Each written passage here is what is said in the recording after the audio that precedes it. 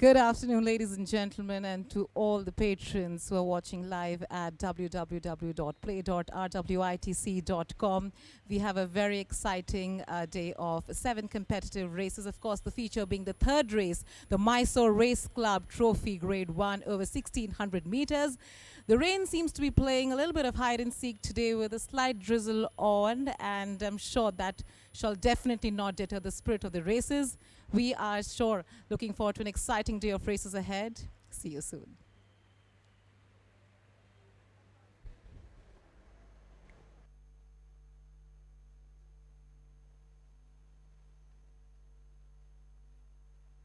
All right, so let's talk about your first runner. Morning, Saturday the 17th September. I have 7 runners.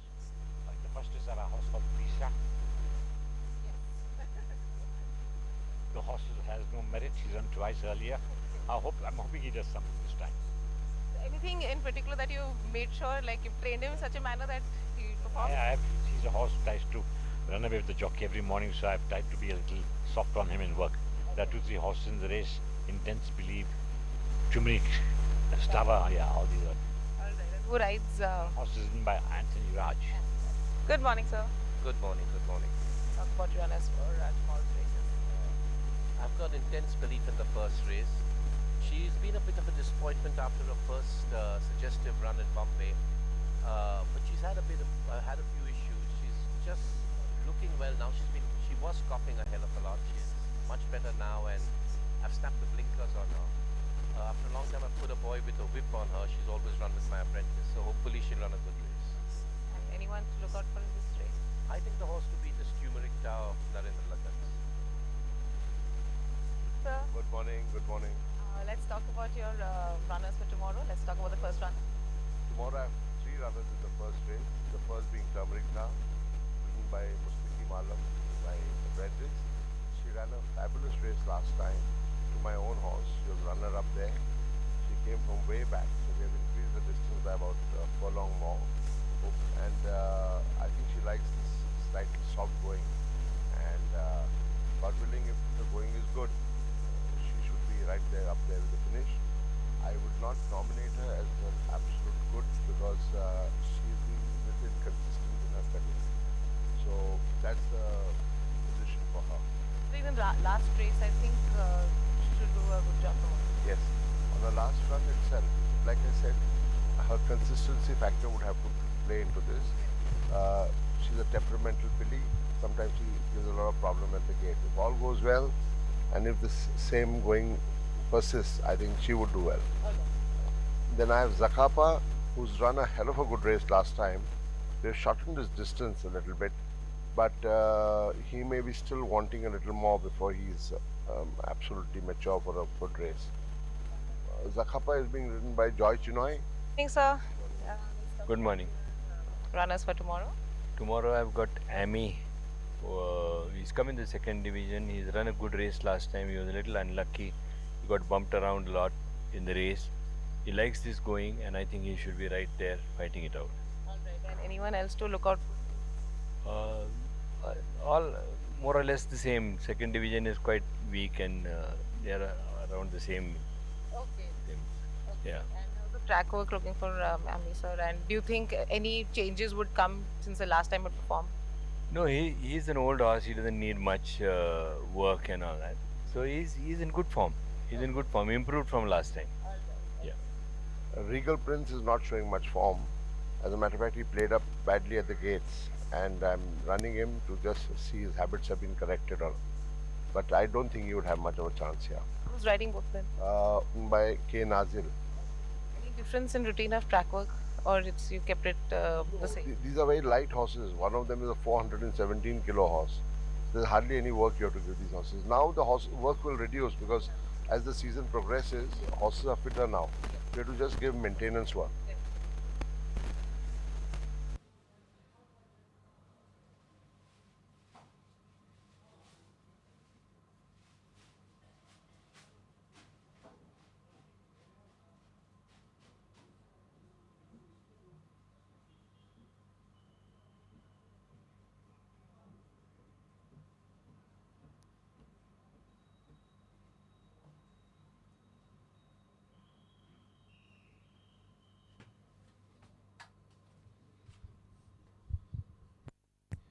Good afternoon, ladies and gentlemen. On behalf of the chairman, the stewards, and members of the managing committee of the Royal Western India Turf Club Limited, I welcome you all here on the seventh day of the Pune meeting 2022. We got a card of 7 events being framed for today's racing. A report on the weather and the track condition. The weather is partly cloudy. Track condition good to yielding. Rails are placed at its original position from 2000 meters to 1600 meters, 2 meters wide at 1400 meters, 4 meters wide at 1200 meters, 5 meters wide at 1000 meters, 6 meters wide at 800 meters, 7 meters wide at 600 meters, and 8 meters wide at 400 meters. Thereafter, 9 meters wide up to the winning post. Rails are placed 2 meters wide in the chute. The penetrometer reading 4.6 Longshore method. Starting gate will be positioned as measured by the rodometer. Thank you.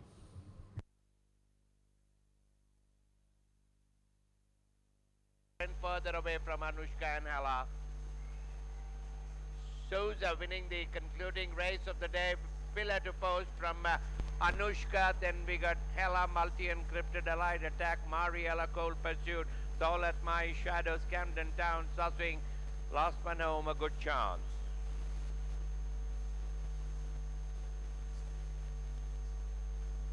Tighter with over a furlong to go. Souza is going further and further away from Anushka and Hela. Souza winning the concluding race of the day.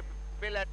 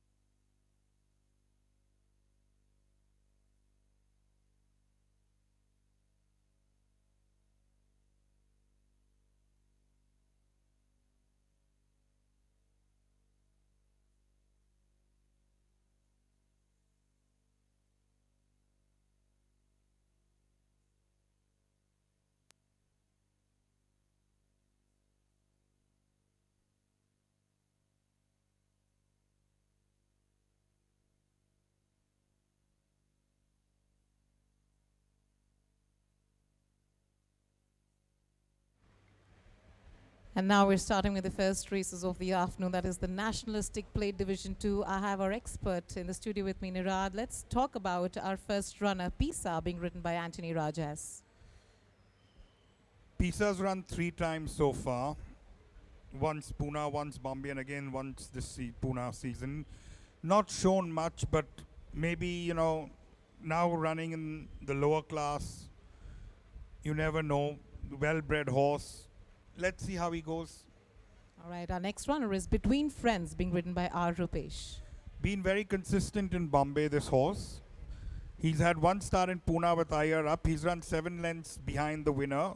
He's bound to improve on that race. Probably he needed that run that day. All right, our third runner is Intense Belief, being ridden by Vishal Bunde. Also had one start. Hasn't done much in Bombay except for running maybe a 1/3 and a close 5th. After that, he's had one start here running, run 8th. He's bound to come on that. She looks well. And he's got Vishal Bunde now from P. Vinod, running a 6 furlongs. Let's see how she runs. Okay, our fifth runner is Spiritual Rock, being ridden by T.S. Chodha. Well, had one start. He's run a decent 3rd behind Dowsabell. He's bound to improve on that. And I think horse, he's given him enough time from the 6th of August to now. And I think that's the horse everyone has to beat. Okay, and then we have Turmeric Tar, being ridden by Mustaqim Alam. Nearly came and beat his stablemate that day, Hilma Clint. But like the trainer says, sometimes this horse is not very consistent. So you never know. But if she puts her best foot forward, anything can happen. Then we have Zakapa, being ridden by J. Chenoy. Has run 4th behind, I think, if I'm not mistaken, Murvara Princess. Coming back from a mile to a 6. And could suit Zakapa. Let's see how he runs here. All right, and then we have Nusrat, being ridden by Saklain. Well, he's running at practically no weight on her back. She's running. She's had already 2 runs. She's run a 4th and a 5th. She's bound to improve on that. But I think she should be there in place more than a win. Thank you so much, Nirad. Looking forward to the races. Thank you.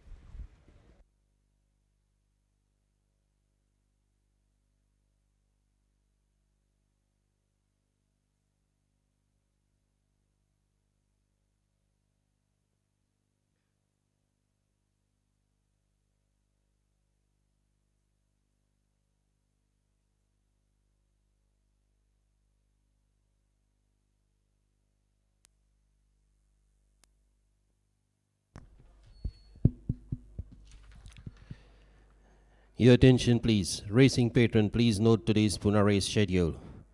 The first treble pool races are the 4th, 5th and the 6th. The combined jackpot pool races are 3rd, 4th, 5th, 6th and 7th. Super jackpot pool races are 2nd, 3rd, 4th, 5th, 6th and 7th.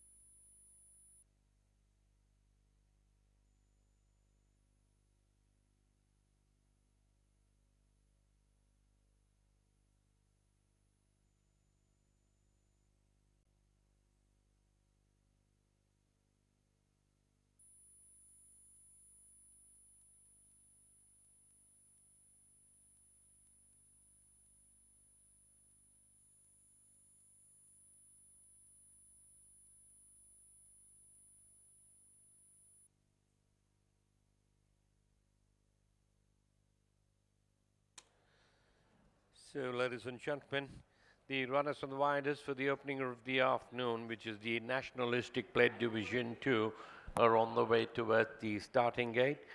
A handicap Indian horses 4 years old and over, rated 4 to 30 in class 5, distance 1,200 meters.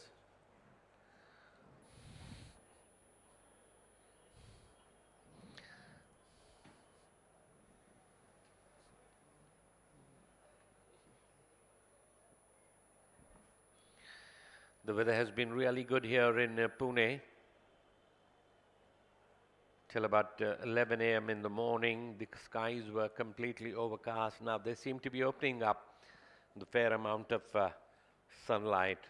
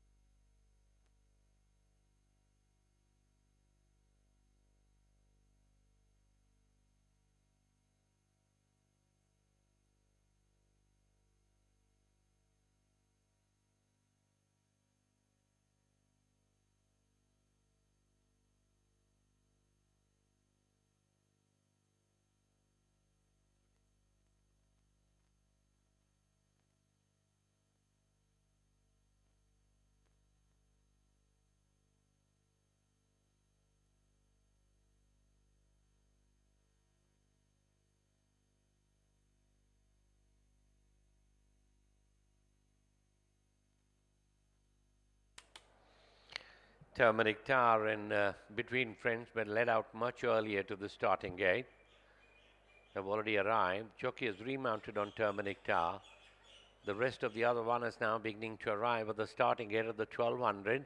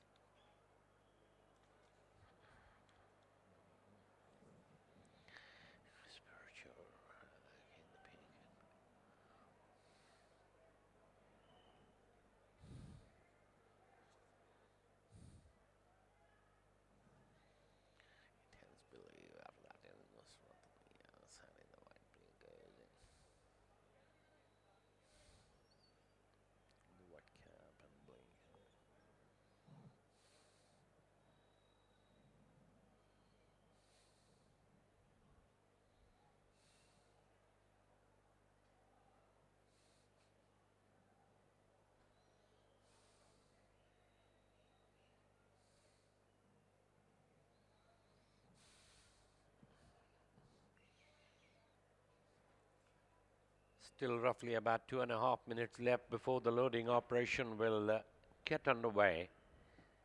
For the opener of the afternoon, it's from the 6th furlong.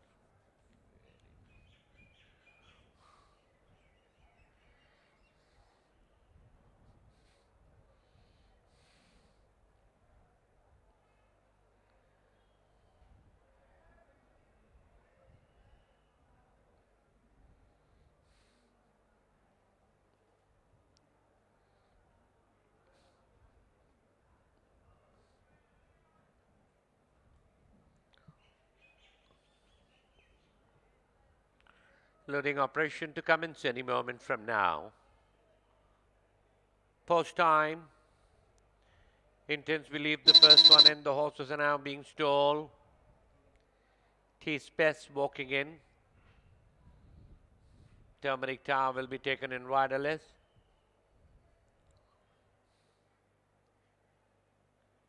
Scottish Collar is being tried. Scottish Collar being taken in. Spiritual Rock has moved in.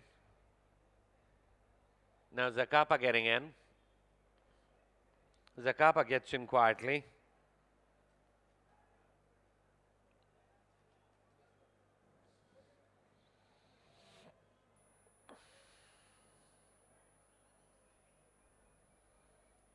Blindfolded Regal Prince being walked up. Nusrat has moved in.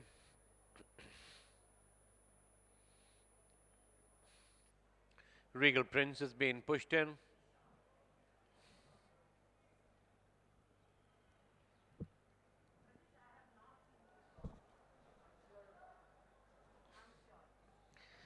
Pisa walking in.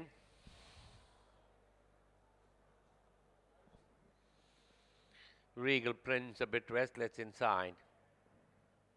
Forcing the rider to dismount is on the frame of the gate. In the meanwhile, Silent Night walking in.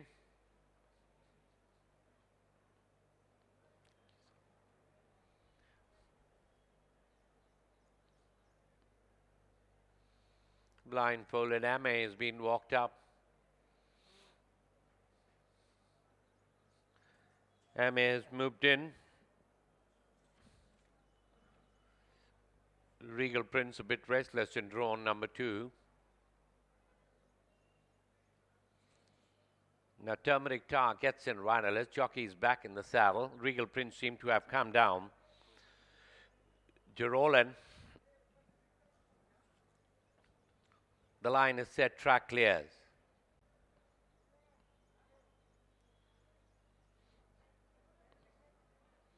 Regal Prince continues to play up.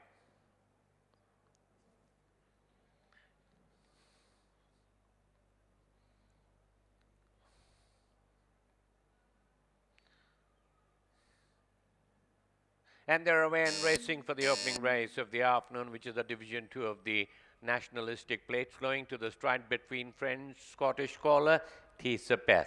And as the field settled down, Pisa is the leader from Nusrat in second, Intense Belief in third, towards the inside Spiritual Rock. On the outside there is Between Friends wide of the track. After that there is Turmeric Tar. Then we got Tisapeth, Zakapa, Silent Night in between as they pass the 800, 2.5 lengths away is Regal Prince. They passed the 800 now with Pisa, the leader from Ame, Spiritual Rock toward the inside, Nusrat on the outside, wide of the track there between Friends. Zakapa is even more wider. Then we got Turmeric Tar is maneuvering his way in the center. After that is Intense Belief. Then we got Silent Night. After that is Regal Prince as the head turns for home. At the top of the home straight, Pisa comes in home first. And Turmeric Tar is the one galloping strongly up on the outside. 2.5 lengths behind there is Zakapa.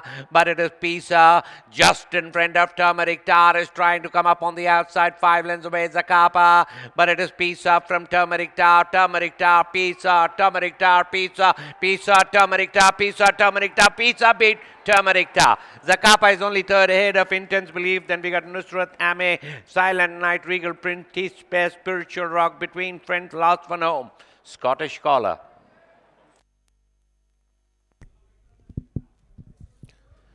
Your attention, please. Stout favorite is horse number 7, Turmeric Tower.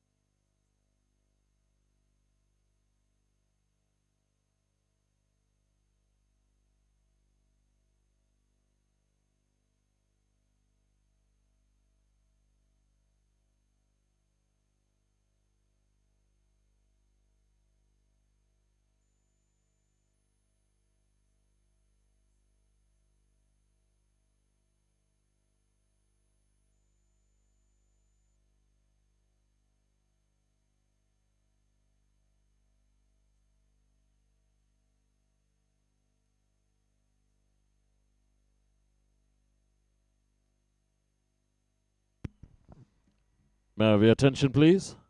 Here are the judges' placings for the first race. Number 1, Pisa, first. Number 7, Turmeric Tar, second. Number 8, Zakapa, third.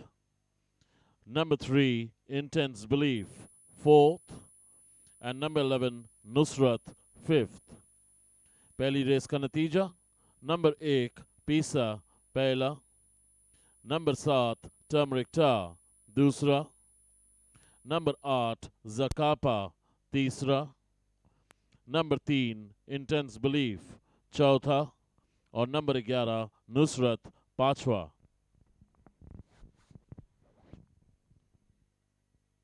पहिल्या रेसचा निकाल number 1 पीसा पहिला, number 7 turmeric tar दूसरा, number 8 ज़कापा तीसरा, number 3 intense belief चौथा, number 11 Nusrat पाचवा।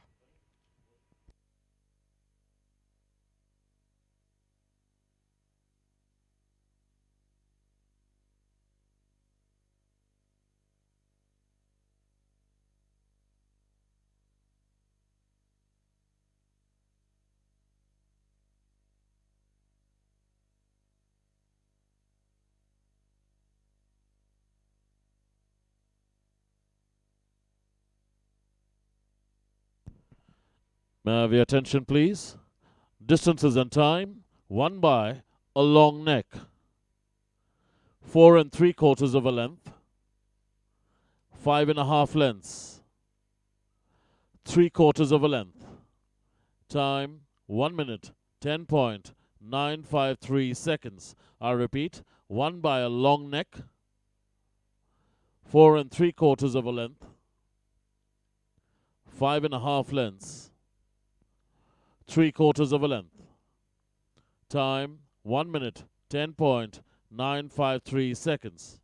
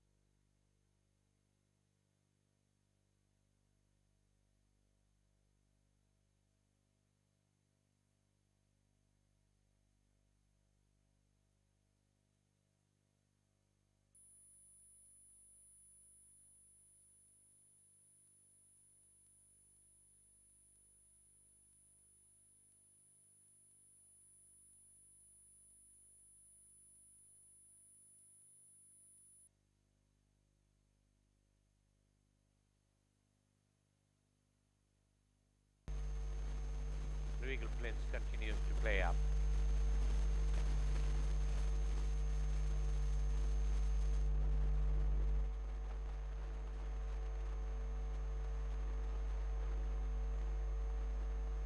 And they're away and racing for the opening race of the afternoon, which is the Division 2 of the Nationalistic Plate, flowing to the stride between friends, Scottish caller, Tisa Beth. And as the field settled down, Pisa is the leader from Nusrat in second, Intins Believe in third, towards the inside Spiritual Rock. On the outside there is Between Friends wide of the track. After that there is Turmeric Tar. Then we got Tisa Beth, Zakapa, Silent Night in between as they pass the 800, 2.5 lengths away is Regal Prince. They passed the 800 now with Pisa, the leader from Ame, Spiritual Rock toward the inside, Nusrat on the outside, wide of the track there, Between Friends. Zakapa is even more wider. Then we got Turmeric Tar is maneuvering his way in the center. After that is Intense Belief. Then we got Silent Night. After that is Regal Prince as the head turns for home. At the top of the home straight, Pisa comes in home first, and Turmeric Tar is the one galloping strongly up on the outside. 2.5 lengths behind there is Zakapa, but it is Pisa just in front of Turmeric Tar is trying to come up on the outside. 5 lengths away Zakapa, but it is Pisa from Turmeric Tar, Pisa, Turmeric Tar, Pisa, Turmeric Tar, Pisa beat Turmeric Tar. Zakapa is only third ahead of Intense Belief. Then we got Nusrat, Ame, Silent Night.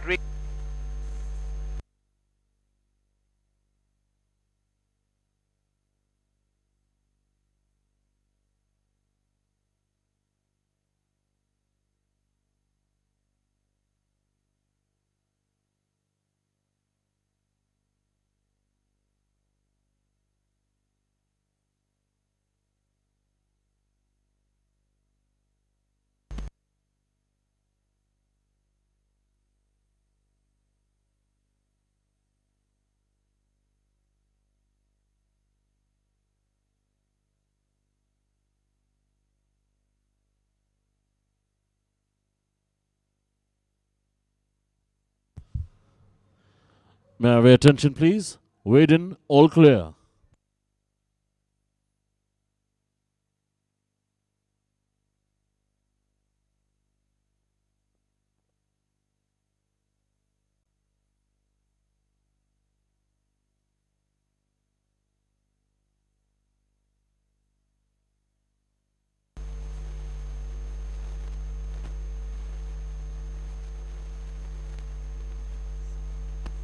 And they're away and racing for the opening race of the afternoon, which is the Division 2 of the nationalistic plate, flowing to the stride between French, Scottish caller, Peth. And as the field settled down, Pisa is the leader from Nusrat in second, Intense Believe in third, towards the inside Spiritual Rock. On the outside there is Between Friends wide of the track. After that there is Turmeric Tar. Then we got Peth, Zakapa, Silent Night in between as they pass the 800, 2.5 lengths away is Regal Prince. They pass the 800 now with Pisa, the leader from Ame, Spiritual Rock toward the inside, Nusrat on the outside, wide of the track there, Between Friends, Zakapa is even more wider. Then we got Turmeric Tar is maneuvering his way in the center. After that is Intense Belief. Then we got Silent Night. After that is Regal Prince as the head turns for home. At the top of the home straight, Pisa comes in home first, and Turmeric Tar is the one galloping strongly up on the outside. 2.5 lengths behind there is Zakapa, but it is Pisa just in front of Turmeric Tar is trying to come up on the outside. 5 lengths away Zakapa, but it is Pisa from Turmeric Tar, Pisa, Turmeric Tar, Pisa, Turmeric Tar, Pisa beat Turmeric Tar. Zakapa is only third ahead of Intense Belief. Then we got Nusrat, Ame, Silent Night, Regal Prince, Peth, Spiritual Rock, Between Friends, Last One Home, Scottish Caller.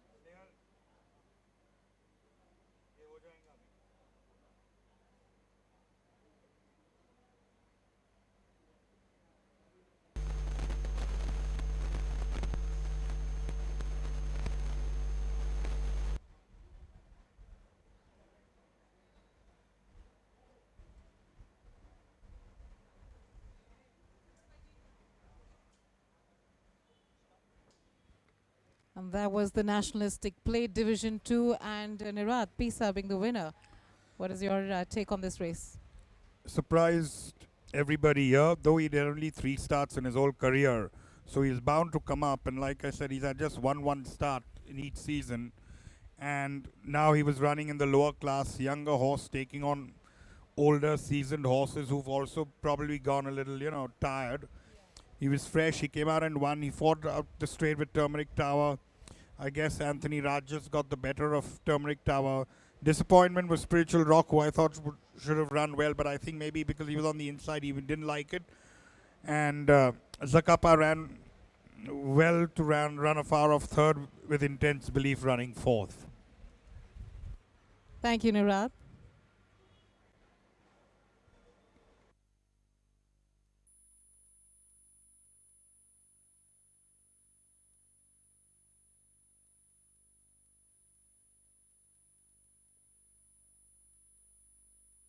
With C.A. Jodha, I give him an absolute outside chance. He's a very good horse over a 5. He would be a danger to the field. All right, sir. Good morning. Hi, good morning. How are you? Very good, sir. Yes. Let's talk about your first runners for tomorrow's races, sir. I have 3 runners tomorrow, and the first one is running in the second race. The horse called Outlander. He's a 3-year-old. He's had an outing about month and a half back, and he ran a fair 4th. Not very suggestive, but though it was the first outing, so he ran a fair race, and I think he should do much better tomorrow. Yeah. And how's the track work looking for? He is shown improvement on the tracks, and expecting him to do well tomorrow. Let's hope what he does. Though the quite looks like it's not a very tough field, so he should find it little easier to yeah. Who rides? Race. Will be ridden by R. Jinkia. Yeah. Lightning Blaze still not mature enough. She's still a little erratic in her running style. But with Joy Riding, I think she could probably finish on board. Morning, sir. Morning. Okay, let's talk about your runner for tomorrow. You've got 1 runner. Yeah, I got 1 runner tomorrow in the second race, Power of Blessings. Check. The horse had one run in Pune, which was not good. I hope he will be running a better race this time. But there are few the young horses in that race, and I hope he runs a good race. Yeah. Riding, sir, over jockey. A.S. Peter is riding. Yeah. Track work looking for a power of blessing. Track work. He has done his track work last week, which was okay. So I'm hoping he will run. Any danger you feel in this race? Any particular danger to look out for? I think the main horse in that race will be Outlander. Yeah, and there are few youngsters, so fingers crossed. Thank you, sir. Talking to you.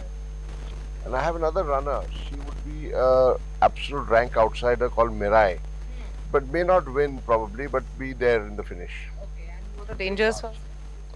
I've gone through the field. The field is not a very strong field. It's a midline field.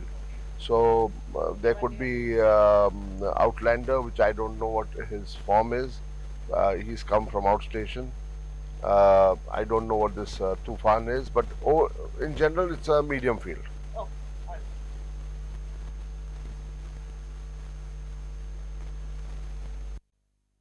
May I have your attention, please? Please note in the first race, horse number 7, Turmeric Tar, broke a blood vessel.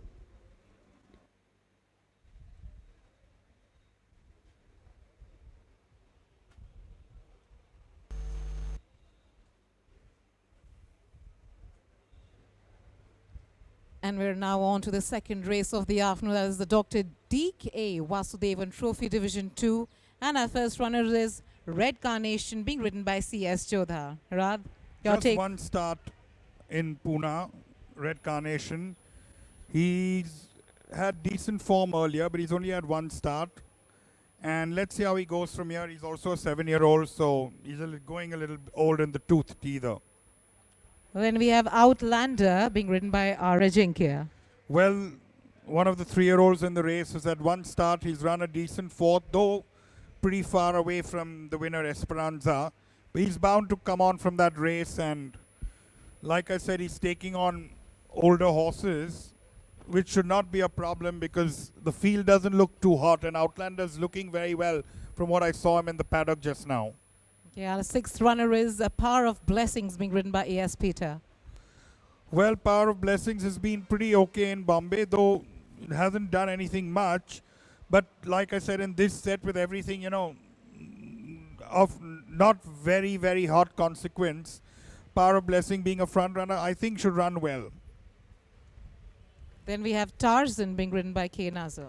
Well, Tarzan's run a very decent fifth last time out in race number 61 behind Hilma Clint.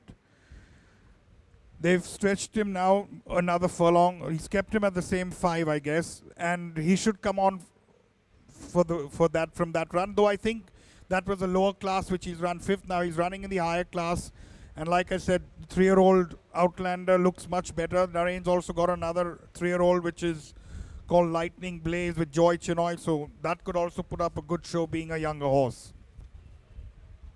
Thank you, Nirad. Looking forward to the races.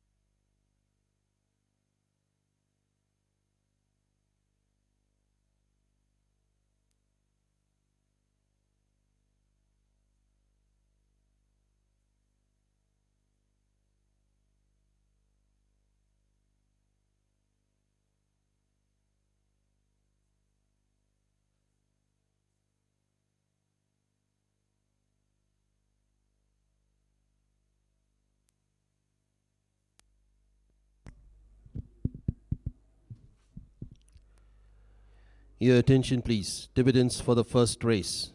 Win rupees 80. Second horse pool rupees 34. Place first horse rupees 42. Second horse rupees 10. Third horse rupees 32. The Quinella pool dividend is rupees 129. The forecast pool dividend is 259.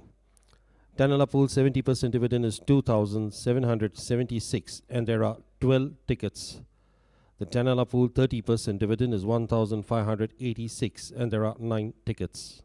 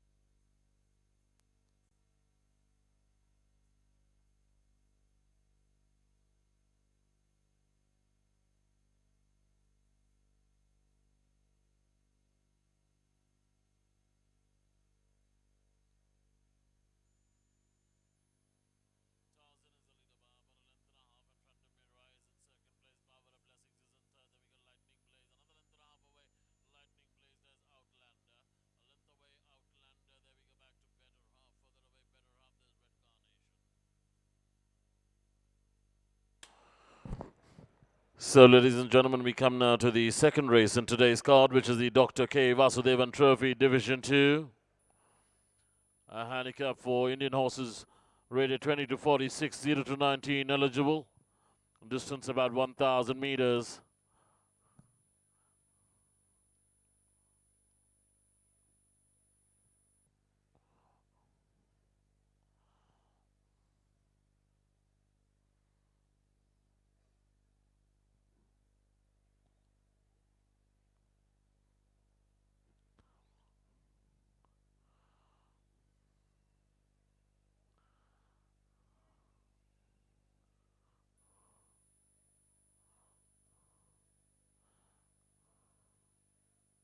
Luckily, the rain gods have stayed away this morning. Just had a very slight drizzle before the start of the first race.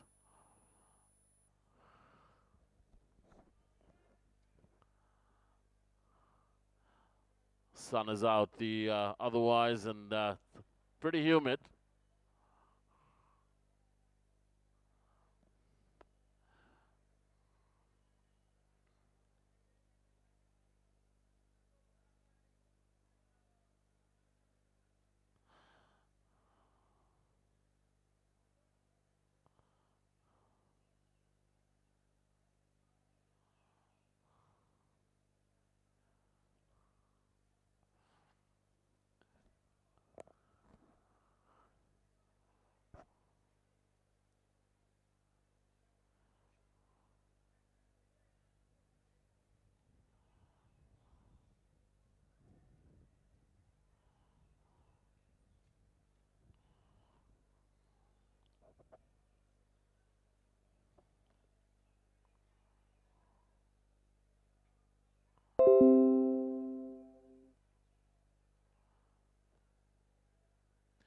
They're beginning to arrive at the starting gates.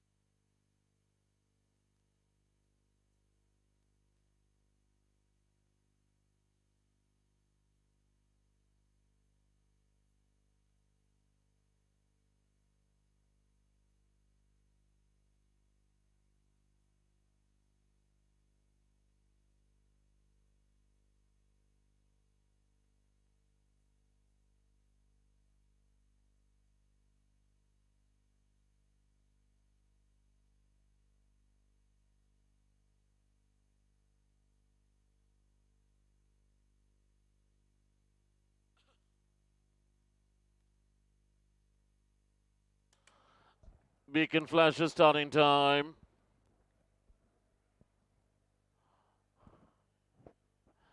Power of Blessings gets on. So does Red Carnation. Executive decision taken on. Better half. Steps in quietly.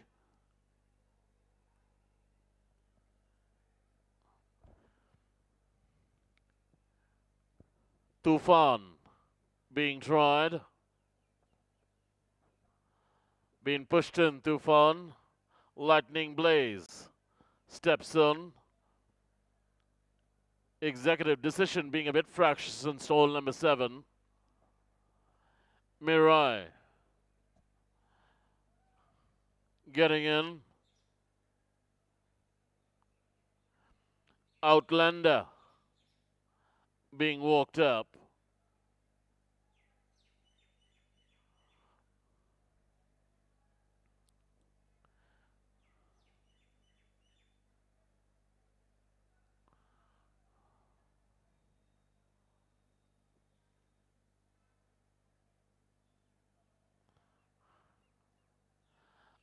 Outlander taken in. One to go, that'll be Tarzan.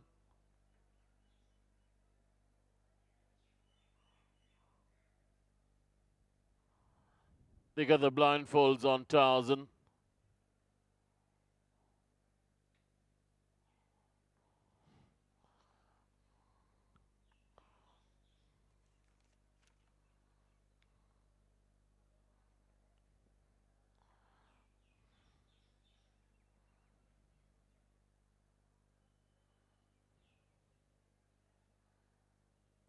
Tarzan being taken in with the blindfolds on.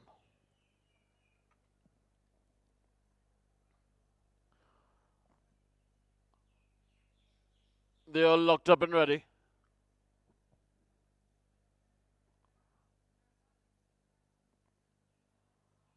Gets her back. They're racing for the second race of the afternoon, which is the Dr. K. Vasudevan Trophy Division 2. Being a bit sluggish, there was Power of Blessings.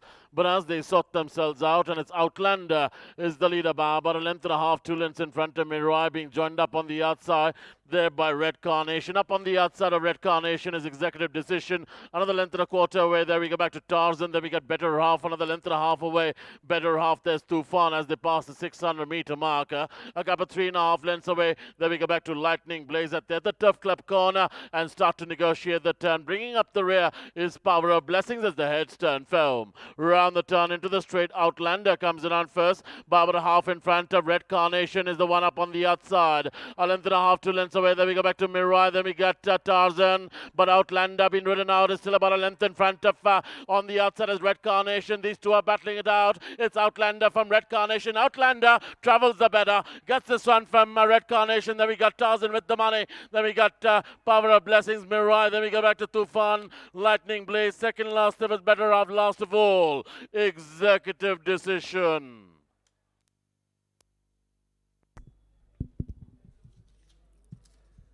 Your attention, please. Tote favorite is horse number 3, Outlander.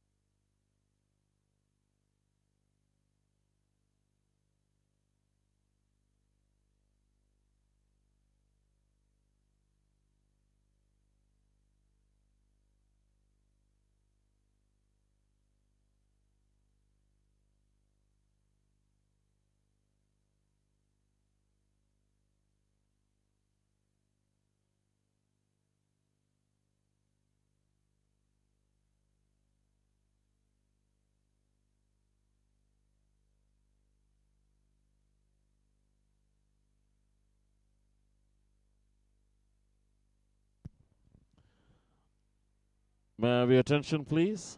Here are the judges' placings for the second race. Number 3, Outlander, first. Number 1, Red Carnation, second. Number 9, Tarzan, third. Number 6, Power of Blessings, fourth. And number 8, Mirai, fifth. दूसरी race का नतीजा number 3, Outlander, पहला. Number 1, Red Carnation, दूसरा. Number 9, Tarzan, तीसरा. Number 6, Power of Blessings, चौथा. और number 8, Mirai, पांचवा. दुसऱ्या रेसचा निकाल. नंबर 3 आउटलँडर पहिला. नंबर 1 रेड कार्नेशन दूसरा. नंबर 9 टार्जन तीसरा. नंबर 6 पॉवर ऑफ ब्लेसिंग्स चौथा.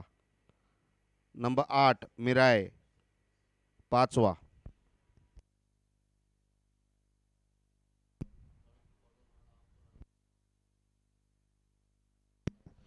May I have your attention, please? Distances and time. 1 by 1 3/4 of a length.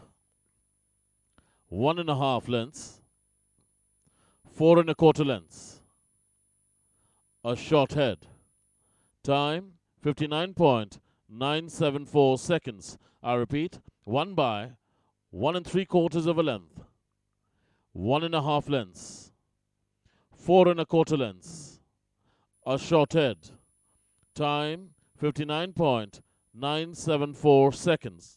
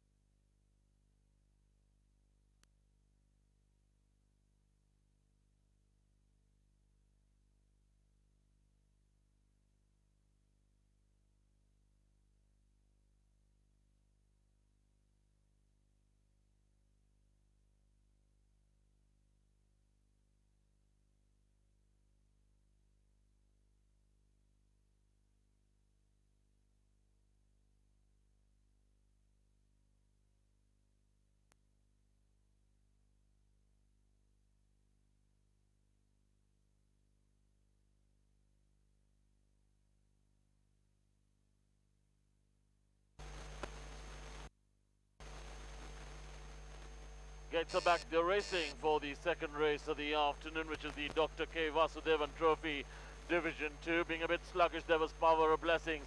But as they sort themselves out, and it's Outlander is the leader by about a length and a half, 2 lengths in front of Mirai, being joined up on the outside there by Red Carnation. Up on the outside of Red Carnation is Executive Decision. Another length and a quarter away. There we go back to Tarzan. Then we got Better Half. Another length and a half away. Better Half. There's Tufan as they pass the 600-meter marker. A couple of 3.5 lengths away. Then we go back to Lightning Blaze at the Turf Club corner and start to negotiate the turn. Bringing up the rear is Power of Blessings as the heads turn fell. Round the turn into the straight, Outlander comes in on first. Barbara half in front of Red Carnation is the one up on the outside. A length and a half, 2 lengths away. Then we go back to Mirai. Then we got Tarzan.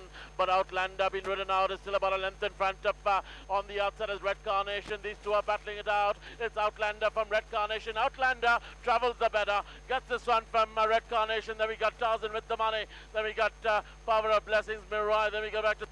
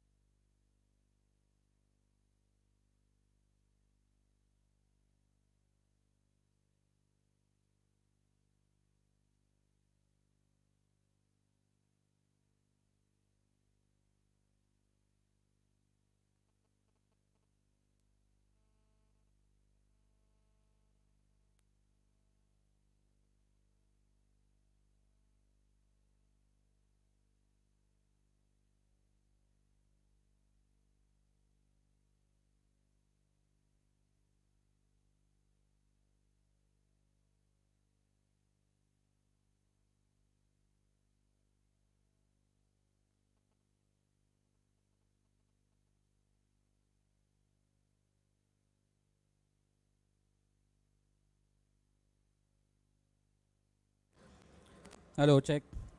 Your attention, please. Wedding, all clear.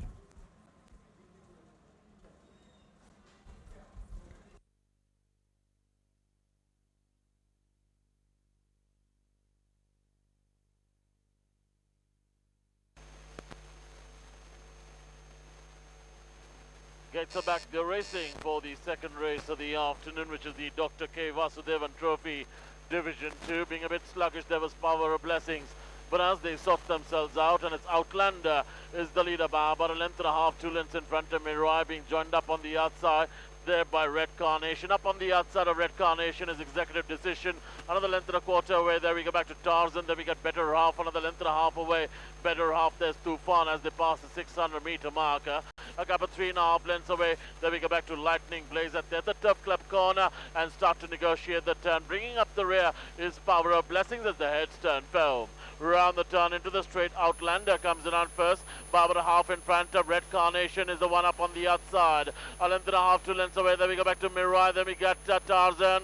But Outlander being ridden out is still about a length in front of on the outside is Red Carnation. These two are battling it out. It's Outlander from Red Carnation. Outlander travels the better. Gets this one from Red Carnation. Then we got Tarzan with the money. Then we got Power of Blessings, Mirai. Then we go back to Tufan. Lightning Blaze, second last, it was Better Half last of all. Executive Decision.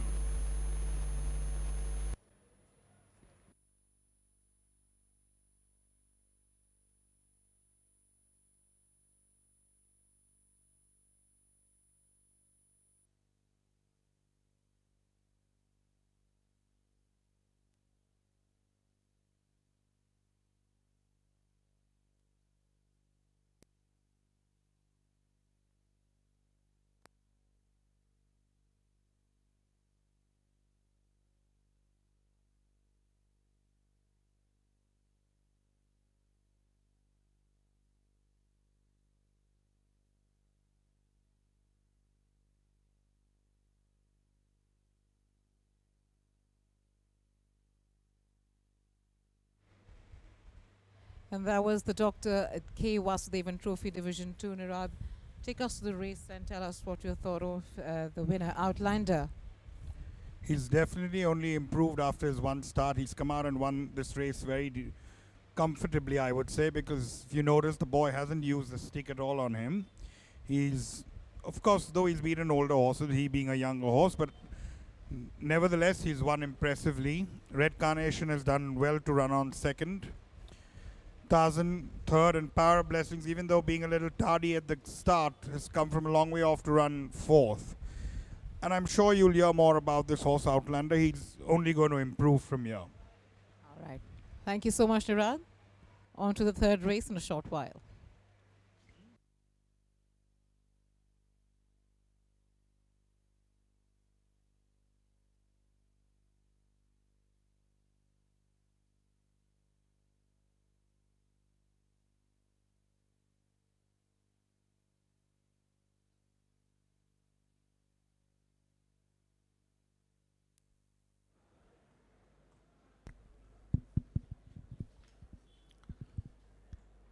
Your attention, please. Dividends for the second race. Win, rupees 14. Second horse pool, rupees 87. Place, first horse, rupees 12. Second horse, rupees 17. Third horse, rupees 15. Quinella pool dividend is rupees 74. The forecast pool dividend is 116. The Tanala pool 70% dividend is 177, and there are 115 tickets. The Tanala pool 30% dividend is 56 rupees, and there are 155 tickets. The Super Jackpot pool gross collection is 1,21,065, and there are 14,178 tickets. Ladies and gentlemen, Mr. Shivlal Daga, Chairman of the Board of Appeal, will now present the Dr. K. Vasudevan Trophy Division 2, won by Dark Bay Gelding Outlander, owned by Mr. Jatin L. Trivedi and Nitin H. Jain.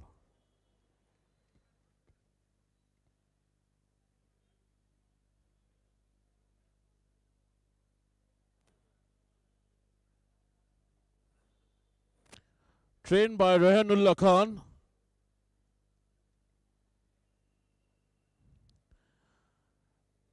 And Outlander, ladies and gentlemen, was ridden by jockey R. Ajankya.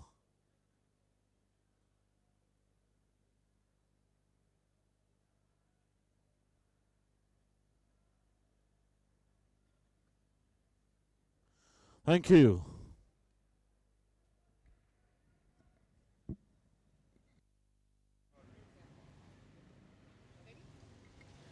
And now we're on to the third race of the afternoon. That is the Mysore Race Club Trophy. And our first runner is Taimur, being ridden by Bhavani Singh. Nirad, your take on Taimur? Just went down a neck last time out to Star is Born over a mile and a quarter. Coming back to, I think, his best strip, which is a mile. Yes, he's giving weight all round, which no doubt, but he still will have a bold show. All right, next we have his Flying Wizard, being ridden by Anthony Rajas. Been very consistent in Bombay. Run second to Northern Lights, who we saw came out in 1 year in his only start in Pune season so far. Being a 7-year-old and no run, I would think he would need this run yet. All right, then we have Victorious Sermon, being ridden by A. Sandesh. Fourth to Star is Born and second to Northern Lights that day. I think Victorious Sermon will enjoy the mile. He's a front-running horse. He's got only 53 on his back. Jumps, he goes to the front. He will take a lot of beating. Then we have Sunrise Ruby, being ridden by Trevor. Just ran last week in a terms race where he ran a very decent third over 7 furlongs. The mile probably will suit her better. She's getting a lot of weight from Taimur, so she's bound to have a say at the finish, though I think maybe the 1 week would be too soon, but you never know. Horses, if she's feeling well and she's taken the race well, then there's no doubt. All right. And then we have Camilla, being ridden by N.S. Parmar. Only fourth in her only start so far in Pune. She's bound to come on that because otherwise she's been campaigned in Calcutta all through. She's carrying practically no weight on her back. She's running at 49, so she's going to probably give everybody a run for her money at the bottom weight. But I still think everybody has to be between Sunrise, Ruby, Victorious Sermon, Taimur, in that order. All right. Thank you so much, Nirad.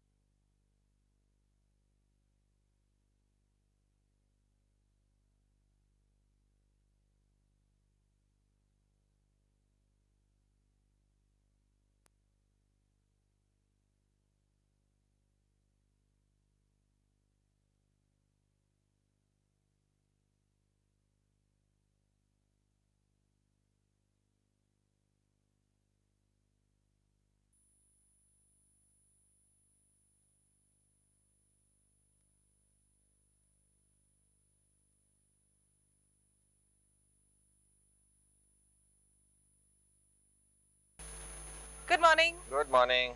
So, what are your expectations from the races today? You've got two runners, Taimur and Kimiko. Well, first expectation is the rain should stop, and Taimur, he's a good horse. He's a proven horse, class 1 horse. Last run was a lovely run against Star is Born.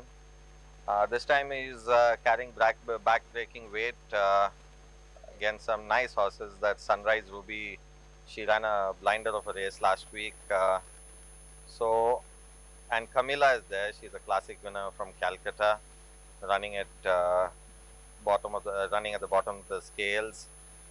He's giving a lot of weight around, but he'll go very close. I think he's got the class to take him through.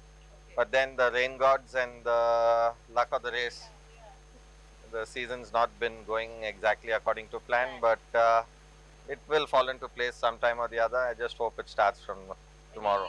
Any change you see in the performance of Taimur from the last time it ran?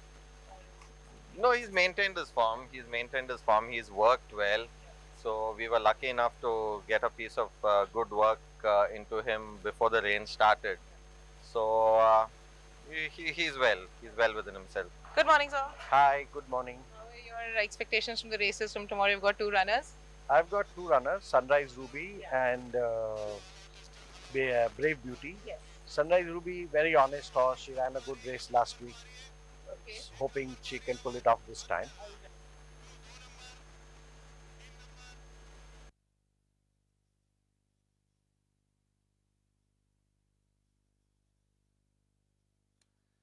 So, ladies and gentlemen, we come now for the third race in today's card, which is the Mysore Race Club Trophy. A handicap for horses rated 80 and upward in Class 1, 60 to 79. Eligible distance, 1,600 meters. The horses are now on the way towards the starting gate.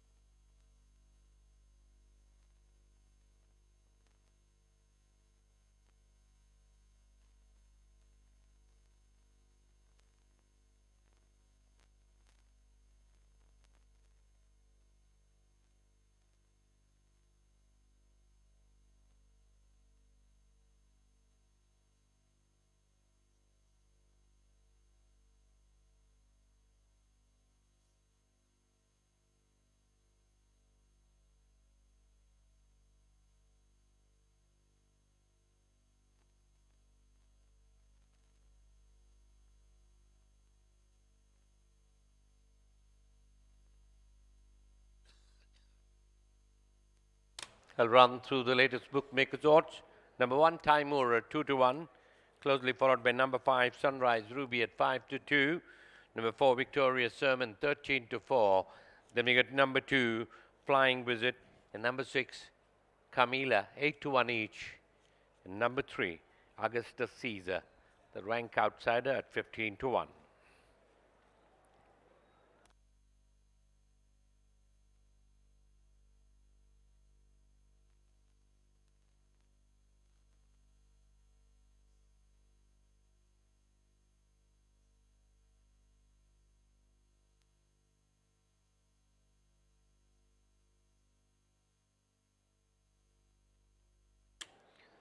The horses have reached the starting gate.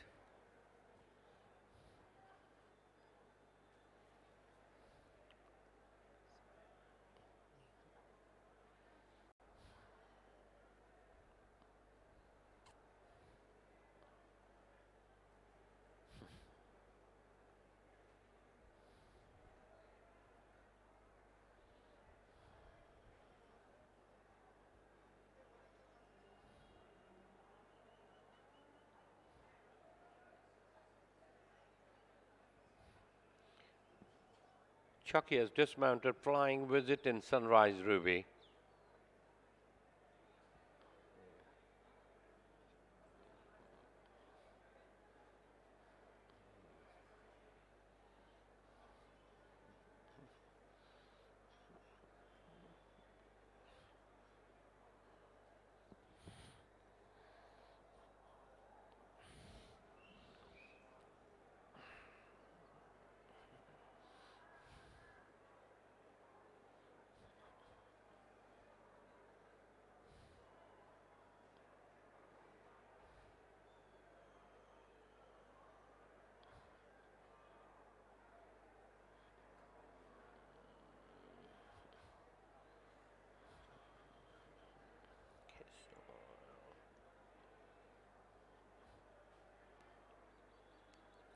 racing circuit after a couple of wins that he had on the UK. So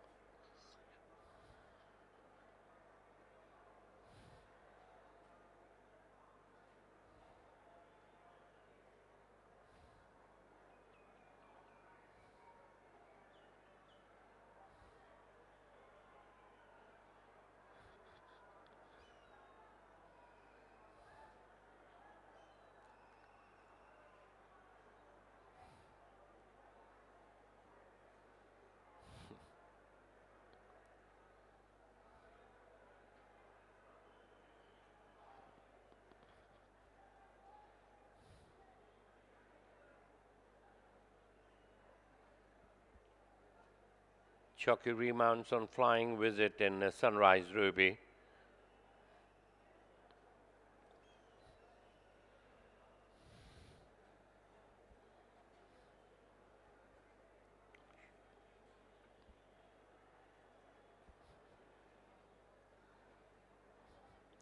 Blinds are put on Flying Visit.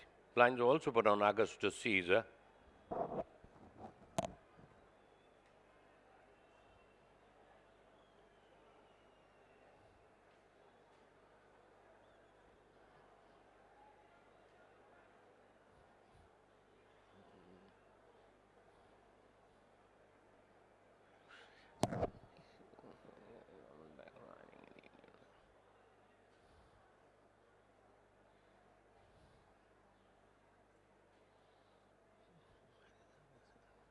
Beacon flashes, post time.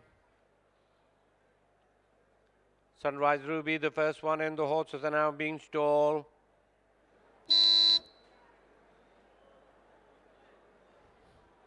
Blindfolded Augustus Caesar being walked up. Augustus Caesar goes in, Timur getting in. They're going to try Flying Visit with the blindfolds on. Flying Visit gets in quietly. Camila is going to be last but one.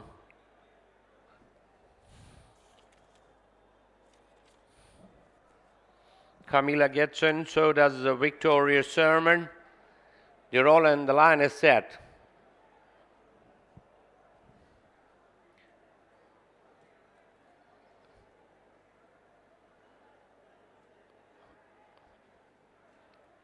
And they're away and racing for the Mysore Race Club trophy, being a little lethargic there. Camila slowing to the stride is Timur. And as the field settles down, it's a Victorious Sermon to bet the inside as they pass the 1400 and take the rising ground from a Flying Visit in second. Camila making headway on the outside, another 2 1/4 length away is Sunrise Ruby, another 2 1/2 lengths away is Augustus Caesar. It's nice to have Neeraj Raval back riding in the Indian racing circuit after a couple of wins on the UK soil. 2 1/2 lengths behind the back marker is the tough weighted Timor. As the 6-horse field races past the 1000 Victorious Sermon, about 2 1/4 length in front of Camila. Identical distance behind is Flying Visit. Half a length up on the outside is Sunrise Ruby making a slide forward move. Then over the 800, length and a half to 2 lengths behind is Augustus Caesar.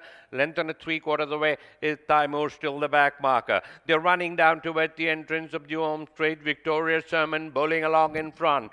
3 1/2 lengths in front of Camila. Augustus Caesar toward the inside, on the outside Flying Visit being pushed to make a forward move. Timur is now second last. A close last is Sunrise Ruby. They're negotiating the turn now with a little over 1/4 mile in balance. Victorious comes in on first. Victorious Sermon comes in on first. About 3 1/2 lengths in front of Augustus Caesar. Then we got Camila in the center. Sunrise Ruby is trying to make a forward move on the outside, but Victorious Sermon in the last 150 meters still leads by more than 3 lengths in front of Sunrise Ruby. Is warming up on the outside is Victorious Sermon from Sunrise Ruby, but Victorious Sermon holds on from Sunrise Ruby. Then we got Augustus Caesar, Camila, Flying Visit and Timur.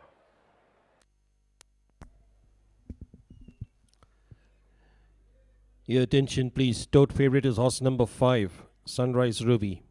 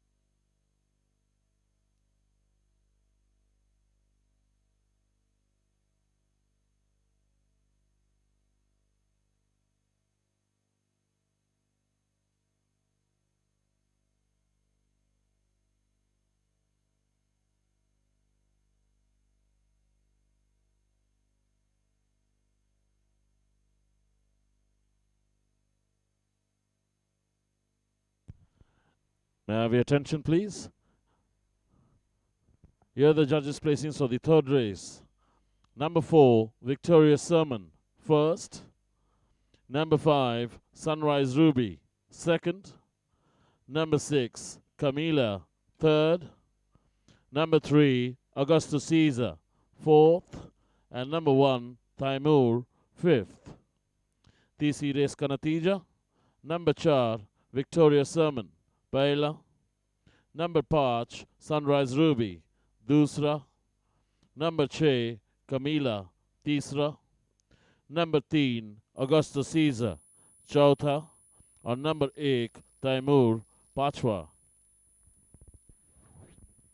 तीसरा रेसचा निकाल number 4 victorious sermon पहिला, number 5 sunrise Ruby दूसरा, number 6 कमीला तीसरा, number 3 August scissor चौथा, number 1 Taimur पांचवा। May I have your attention, please? Distances and time, 1 by 1 length. 2 3/4 of a length. A nose, 3 lengths. Time, 1 minute, 40.150 seconds. I repeat, 1 by 1 length. 2 3/4 of a length. A nose, 3 lengths. Time, 1 minute, 40.150 seconds.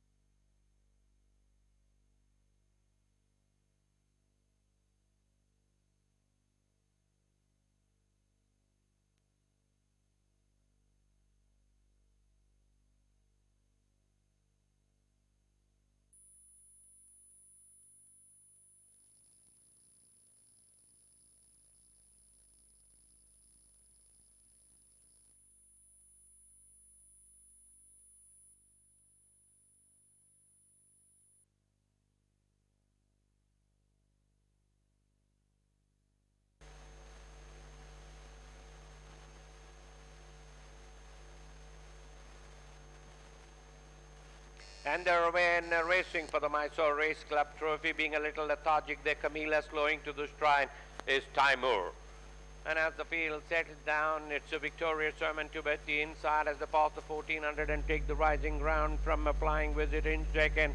Camila making headway on the outside, another 2 1/4 length away is Sunrise Ruby, another 2 1/2 lengths away is Augusta Caesar. It's nice to have Vanira double back riding in the Indian racing circuit after a couple of wins on the UK soil. 2 1/2 lengths behind the back marker is the tough weighted Timor. At the 6-horse field, races past the 1000 Victoria Sermon, about 2 1/4 lengths in front of Camila. Identical distance behind is Flying Visit. Half a length up on the outside is Sunrise Ruby making a slight forward move. Then over the 800, length and a half to 2 lengths behind is Augusta Caesar. Length and a 3/4 away is Timor, still the back marker. They're running down towards the entrance of the home straight. Victoria Sermon bowling along in front. 3 1/2 lengths in front of Camila. Augusta Caesar towards the inside, on the outside Flying Visit being pushed to make a forward move. Timor is now second last. The close last is Sunrise Ruby. They're negotiating the turn now with a little over 1/4 of a mile in balance. Victorious comes in on first. Victoria Sermon comes in on first. About 3 1/2 lengths in front of Augusta Caesar. Then we got Camila in the center. Sunrise Ruby is trying to make a forward move on the outside, but Victoria Sermon in the last 150 meters still leads by more than 3 lengths in front of Sunrise Ruby. Is warming up on the outside is Victoria Sermon from Sunrise Ruby, but Victoria Sermon holds on from Sunrise Ruby. Then we got Augusta Caesar, Camila, Flying Visit and Timor.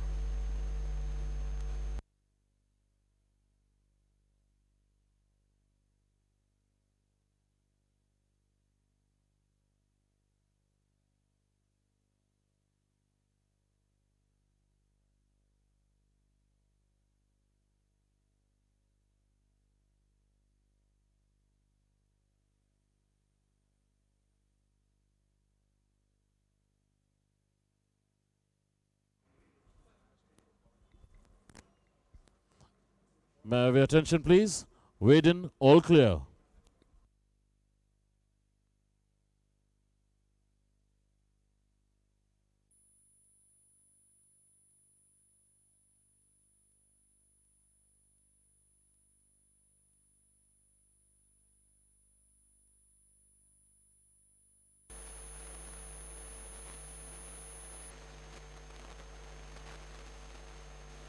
And they're away and racing for the Mysore Race Club trophy, being a little lethargic there. Camila slowing to the stride is Timur.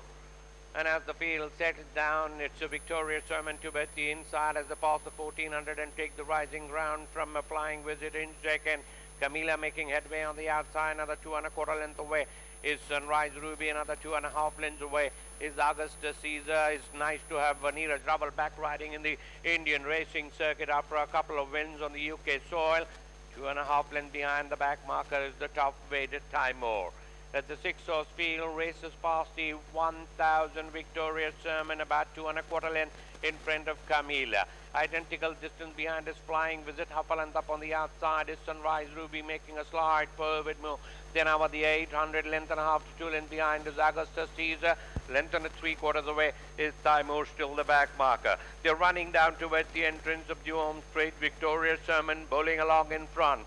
3½ lengths in front of Camila. Augusta Caesar towards the inside, on the outside Flying Visit being pushed to make a forward move. Timur is now second last, a close last is Sunrise Ruby. They're negotiating the turn now with a little over 1/4 mile in balance. Victorious comes in on first. Victorious Sermon comes in on first. About 3½ lengths in front of Augusta Caesar. Then we got Camila in the center. Sunrise Ruby is trying to make a forward move on the outside, but Victorious Sermon in the last 150 meters still leads by more than 3 lengths in front of Sunrise Ruby. Is warming up on the outside is Victorious Sermon from Sunrise Ruby, but Victorious Sermon holds on from Sunrise Ruby. Then we got Augusta Caesar, Camila Flying with it.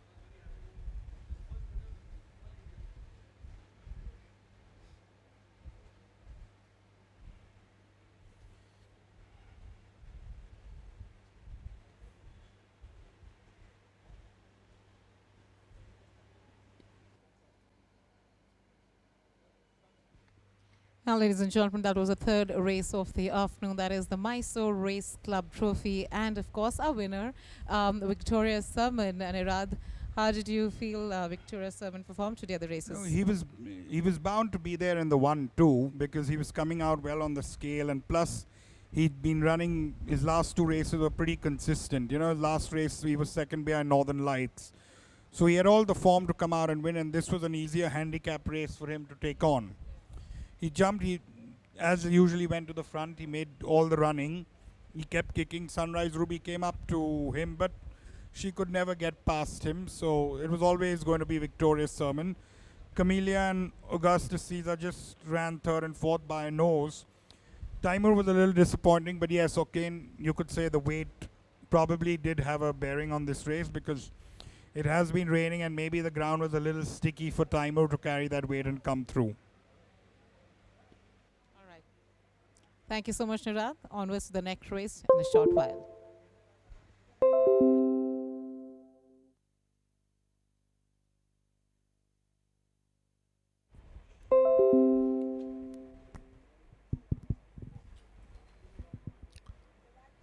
Your attention, please. Dividends for the third race. Win, rupees 35. Second horse pool, rupees 36. Place first horse, rupees 13. Second horse, rupees 14. The Quinella pool dividend is rupees 83. The forecast pool dividend is 113. The Tanala pool 70% dividend is 324, and there are 49 tickets. The Tanala pool 30% dividend is 283, and there are 24 tickets. Winning tickets on the second leg of the Super Jackpot pool are 2,257.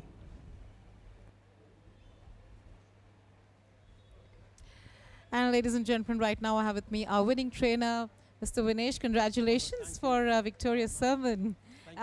Your horse was knocking.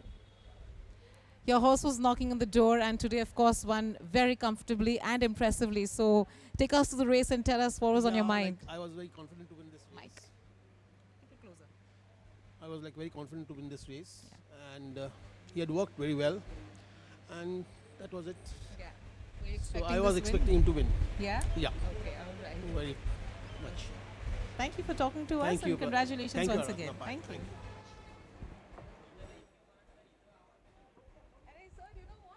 Hold the mic this close.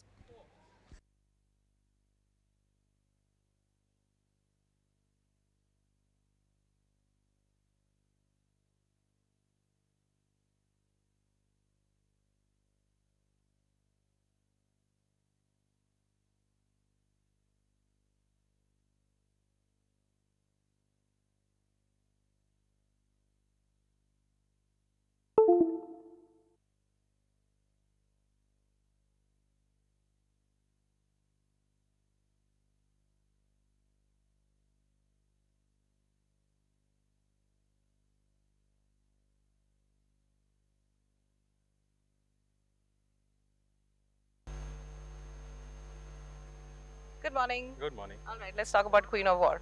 So she's a very well-bred filly, and she's going a mile. Hoping she will show that same dash what she's shown last season in Pune. Okay. She's won up a mile, and yeah, mile should suit her.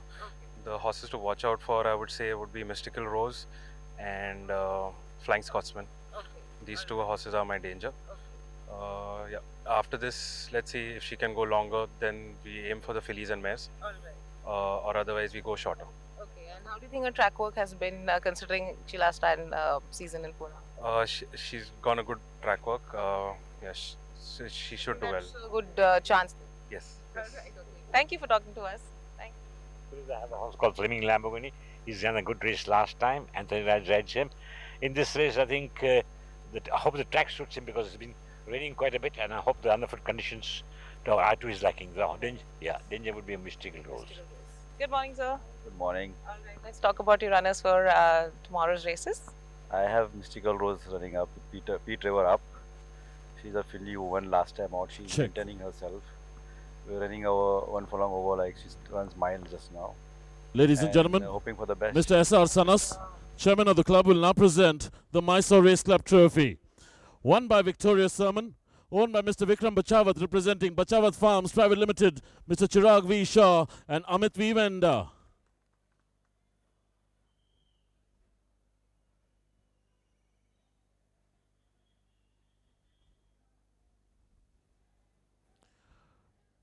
Trained by Vinesh.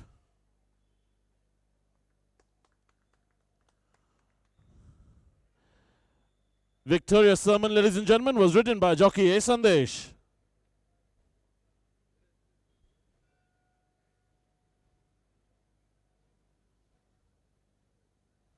Thank you.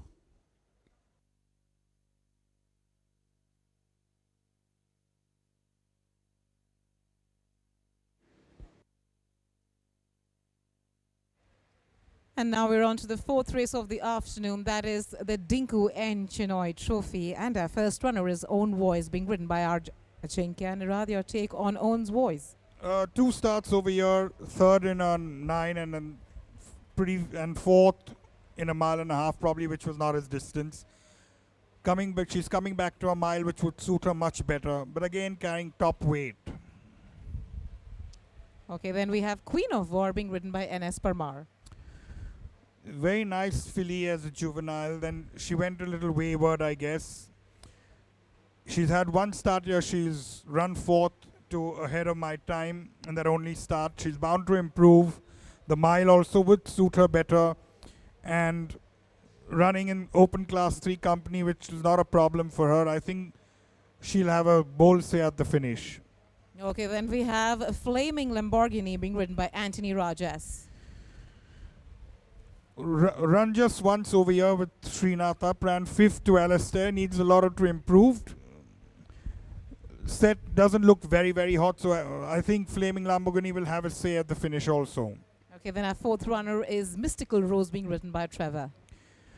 Mystical Rose winner last time out in the lower class, taken a full jump to run in the higher class. Just about got the better of Skyhawk over there. This is going to be a much tougher set, so Mystical Rose, she would really have to show a lot of improvement to show anything over here. Okay, then our 5th runner is Flying Scotsman being ridden by A. Sandesh. He's been a last start winner in Hyderabad. After that, he hasn't run. He's running now after a long layoff. He'll probably need the run, but knowing Shiraz, he's probably prepared him and, got him pretty ready for this race. All right, then our 7th runner is Chieftain being ridden by Nazil. Chieftain had some very good Bombay form. He had also run 2nd in the Ramnivas Ruya Gold Cup to Chopin. Then after that, he deteriorated a little bit. He didn't live up to his expectations. He's had one start here with blinkers. They've removed the blinkers, I think, now maybe because he did not like the blinkers that day. And at bottom weight, he's got a very decent chance in this race. Okay, and then our 8th runner is Rubik Star being ridden by T.S. Jodha. He's run 2nd last time out in a 7 furlong, but in an age group race, so in class 4. Now this is class 3. It might be a bit out of his compass. Thank you, Niral.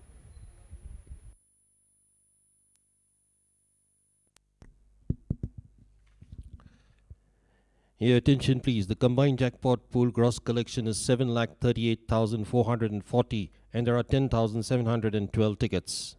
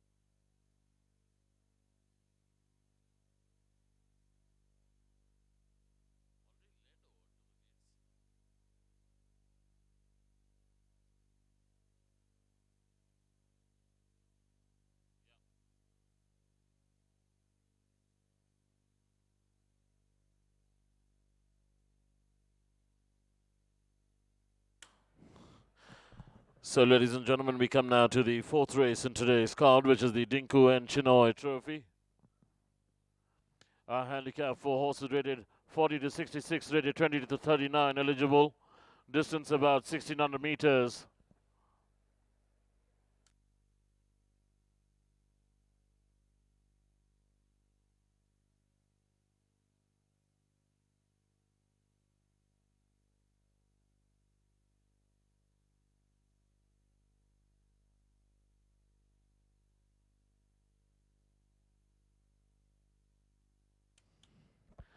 Latest in the betting. Number 2, Queen of War, is at even money. Then we get number 3, Flaming Lamborghini, at 9 to 2. Then we get number 4, Mystical Rose, at 7 to 1. Then we get number 5, Flying Scotsman, 8 to 1. 10 to 1 and over, the other runners.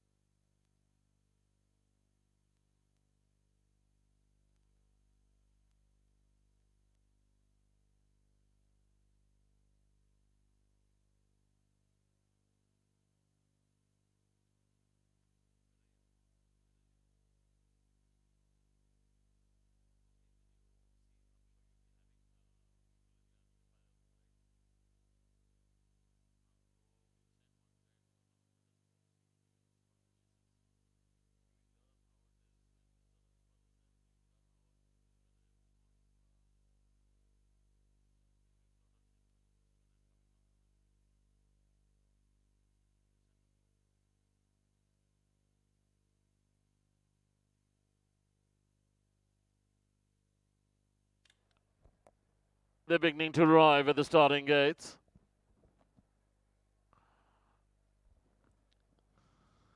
Number 2, Queen of War, now being now drifting out to 13 to 10 against. Then we get number 3, Flaming Lamborghini, at 3 to 1. Number 4, Mystical Rose, 6 to 1. Number 5, Flying Scotsman, at 8 to 1. 10 to 1 and over, the other runners.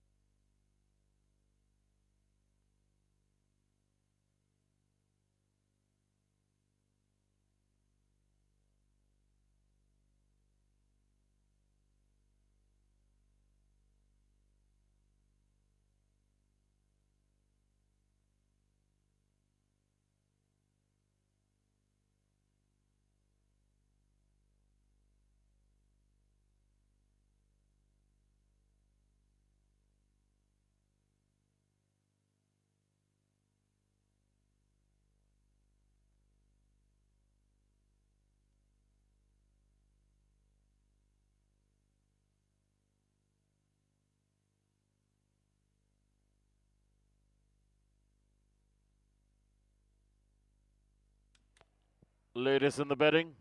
Number 2, Queen of War, at 6 to 4. Then we get number 3, Flaming Lamborghini, at 3 to 1. Number 4, Mystical Rose, 6 to 1. Number 5, Flying Scotsman at 8-1, 10-1 and over the other runners.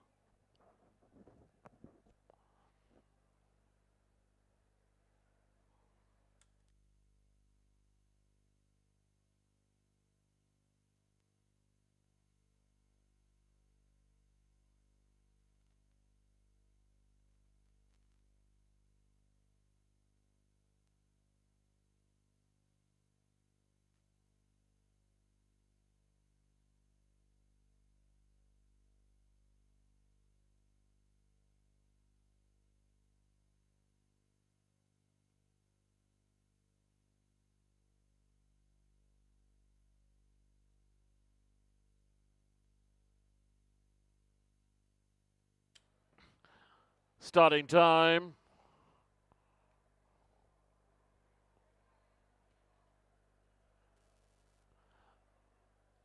They seem to be trying Mystical Rose. Mystical Rose gets in with a rider back in the saddle. Flaming Lamborghini the next to step in. Own Voice gets in. Chieftain walking in.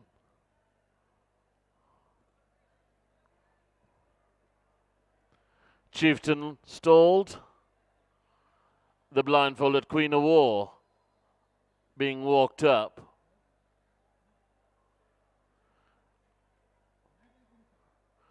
Queen of War steps in.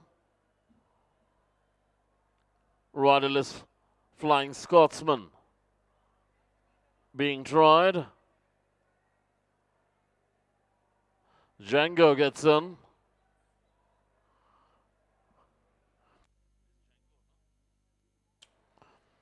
Rubik Star comes to complete the line. They're all locked up and ready.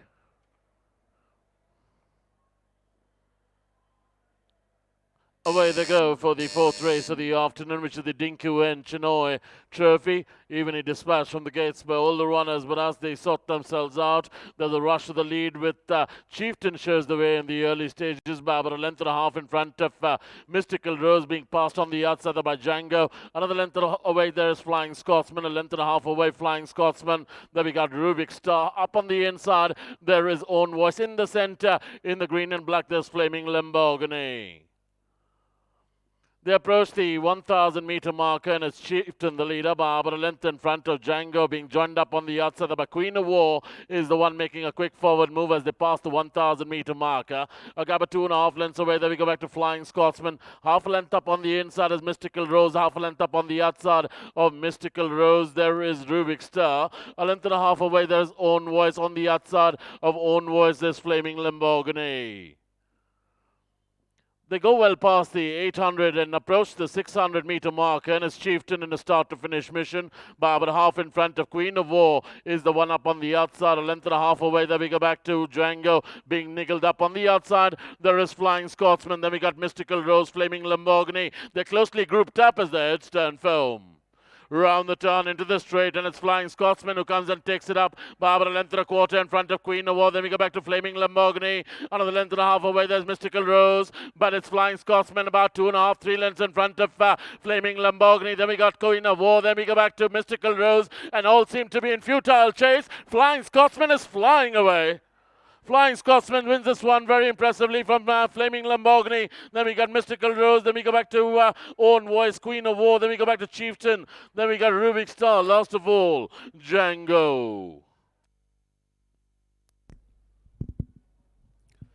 Your attention, please. Tote favorite is horse number 2, Queen of War.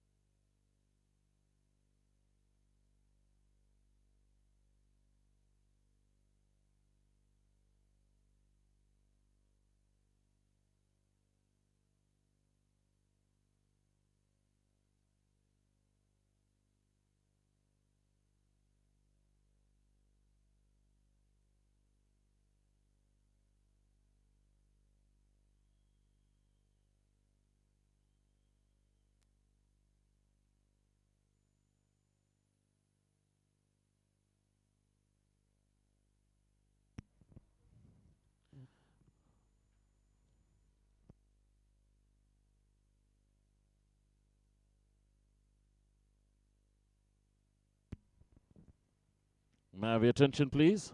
Here are the judges' placings for the fourth race.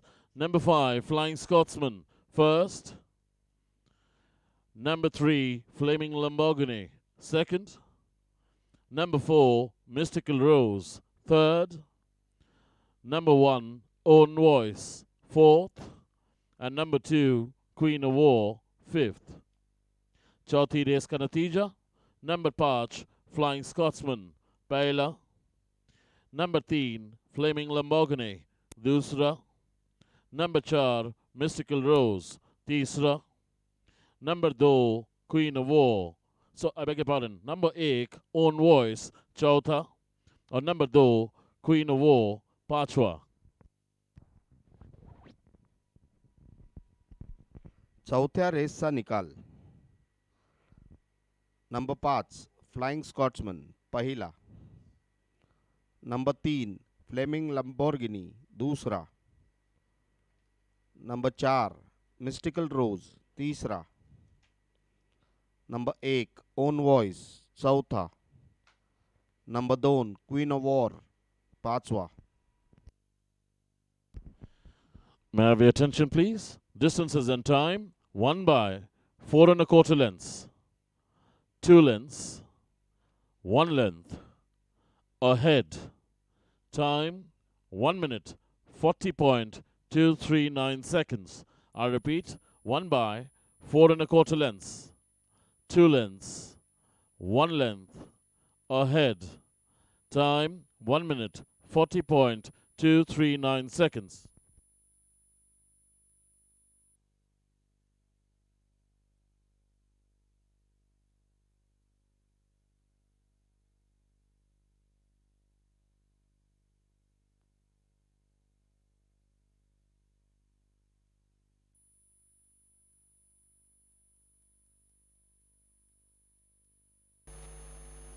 Away they go for the fourth race of the afternoon, which is the Dinku and Chinoy Trophy. Evenly dispatched from the gates by all the runners, but as they sort themselves out, there's a rush to the lead with Chieftain shows the way in the early stages by about a length and a half in front of Mystical Rose, being passed on the outside by Django. Another length away there is Flying Scotsman, a length and a half away Flying Scotsman. Then we got Rubik Star. Up on the inside, there is Own Voice. In the center, in the green and black, there's Flaming Lamborghini.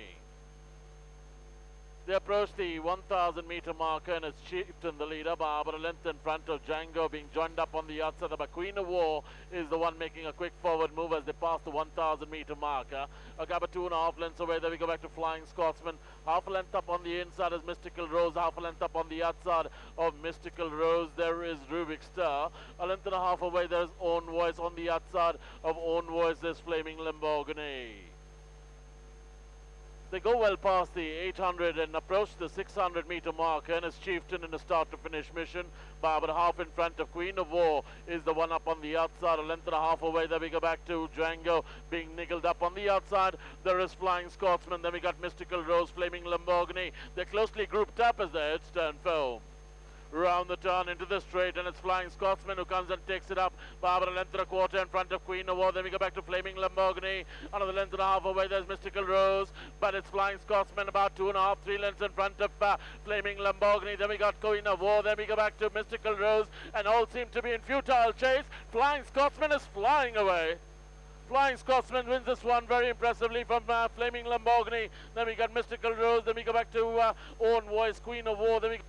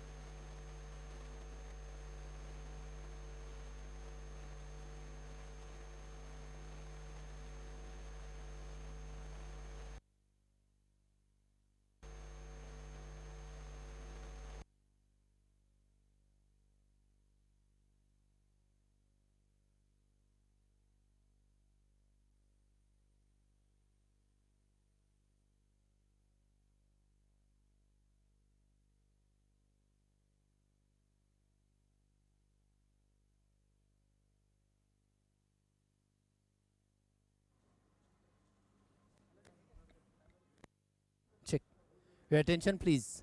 Wade in. All clear.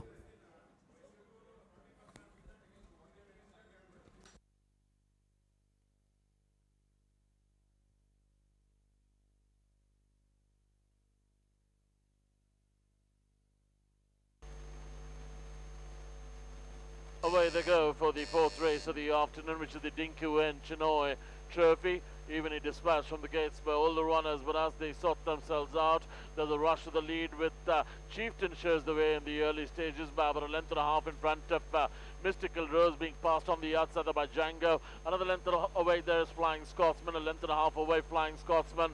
Then we got Rubik Star up on the inside. There is Own Voice in the center. In the green and black there's Flaming Lamborghini. They approach the 1,000 meter marker and it's Chieftain the leader by about a length in front of Django, being joined up on the outside by Queen of War is the one making a quick forward move as they pass the 1,000 meter marker. About 2.5 lengths away, then we go back to Flying Scotsman. Half a length up on the inside is Mystical Rose, half a length up on the outside of Mystical Rose there is Rubik Star. A length and a half away there's Own Voice, on the outside of Own Voice is Flaming Lamborghini.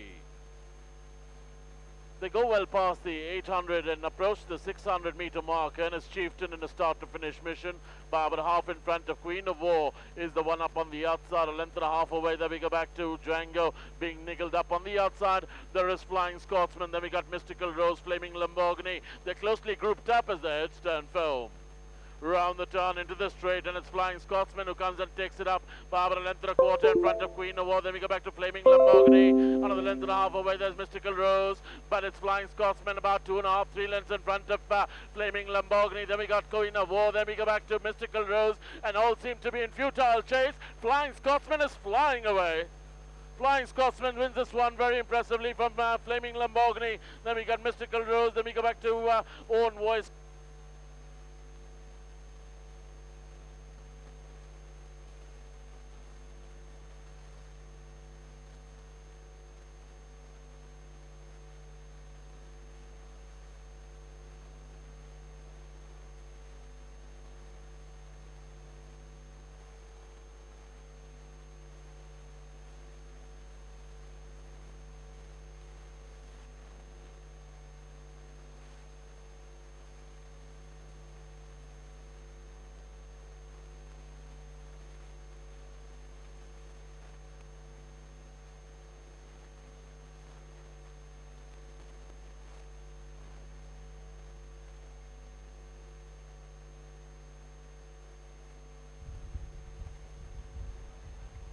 Now, ladies and gentlemen, that was the Dinku and Chinoy Trophy, of course, won impressively by the Flying Scotsman. Nirad, what is your take on this race and, of course, the performance of Flying Scotsman? Definitely very impressive. He just, like the commentator said, he just flew away from the field. He was sitting mid-bunch. Chieftain was making the running.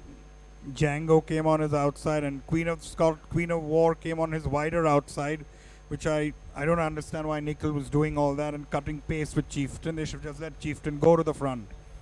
But I think in the end it suited Flying Scotsman, all those three front runners cutting each other. Flaming Lamborghini ran on from the back to run second. Mystical Rose ran a decent third, and Own Voice ran from way off to run fourth.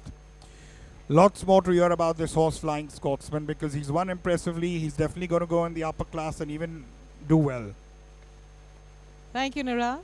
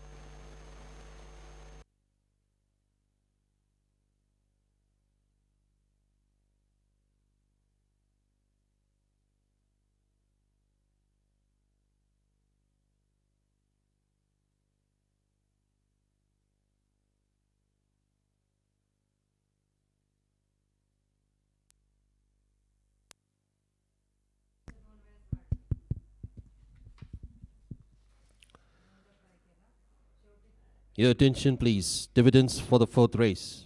Win, rupees 79. Second horse, pool, rupees 48. Place first horse, rupees 17. Second horse, rupees 12. Third horse, rupees 12. The Quinella pool dividend is 229. The forecast pool dividend is 359.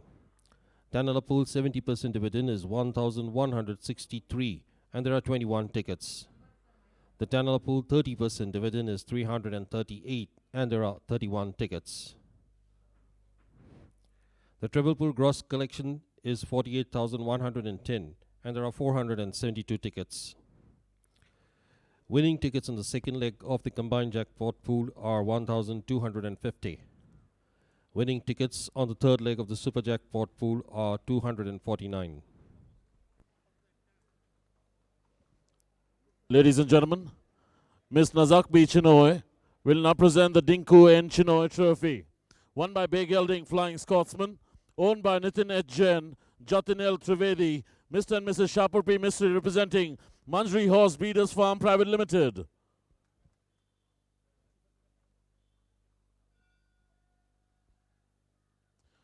Trained by S.K. Sundarji.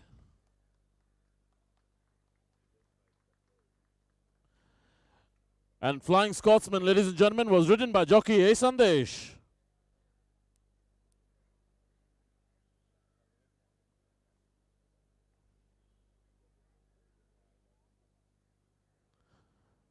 Thank you.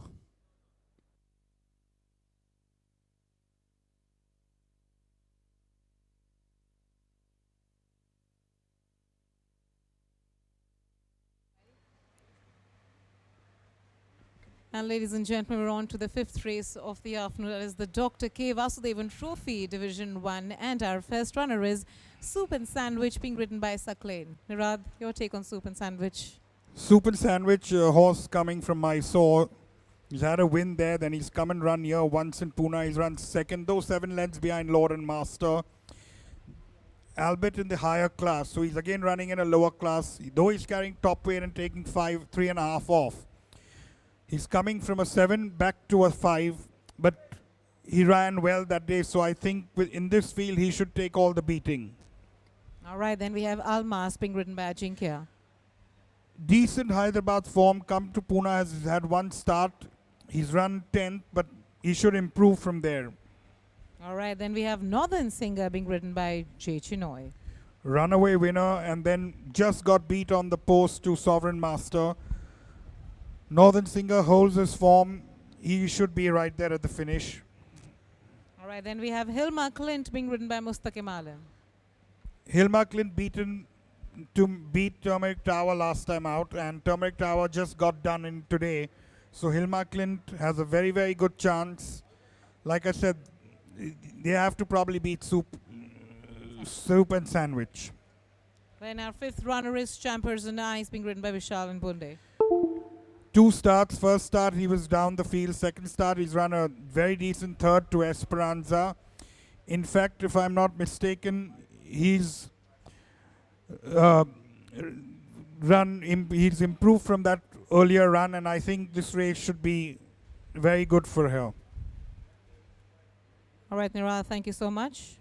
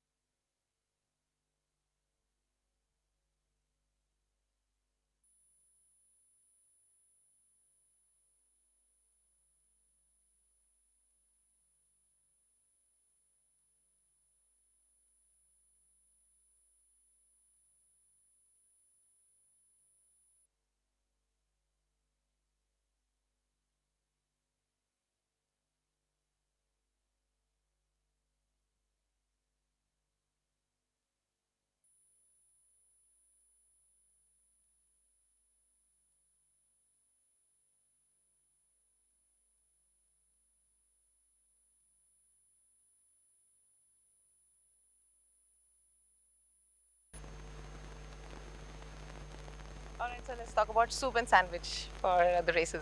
Soup and sandwich, she ran last time in class 3. She ran second, but she ran a very good race. But tomorrow he's running with his 1000 meter, and she won in 1000 meter. And she worked very well. She has a very good chance to win this race. Anyone else in the That one Naren's house is there, and Imtiaz sir also, one more is there. But how she worked very well, small filly. She's carrying a lot of weight. Because of that, I took allowance. That last time also, that Saklane is coming from Bangalore, and she has a very good chance. I think inshallah, she'll win tomorrow. Thank you so much for talking to us. Thank you, sir. In the fifth race, I've got 4 of them running. Northern Singer with Joy Chinoy, drawn 1. She's a very speedy filly. She's won a good race, then again run a little disappointing race. I think she'll run well. But the horse I like there again is my Hilma Clint, ridden by Mustaqim Alam. She's showing a lot of form, drawn well, and if she can dictate the pace, it will make a big difference to her. Yeah, I've got Champers on ice in the 5th race. She ran an impressive third the first time against Esperanza. I've got Vishal Bunde riding her. I think she'll run a good race. The horse to beat there is a horse of Altaf's called Soup and Sandwich, who ran a very suggestive race in class 3. Then the 5th, I have a horse called Fidato. I don't know. He's playing ducks and drakes with me. I thought on pedigree he's a long distance horse, but he's showing so much of speed. So I pitched him in this race. Let's hope he does something. Hilma Clint is the danger. And who rides? Anthony Raja. Then there is Prince Igor, still not very backward. He's still finding his feet. And Pegaso also with Nirmal Jodha has been drifting out in the straight. We have changed in his new equipment. I hope he runs straight. Okay. That's all I can say in this race. The danger here would be a horse called Soup and Sandwich or Fidato.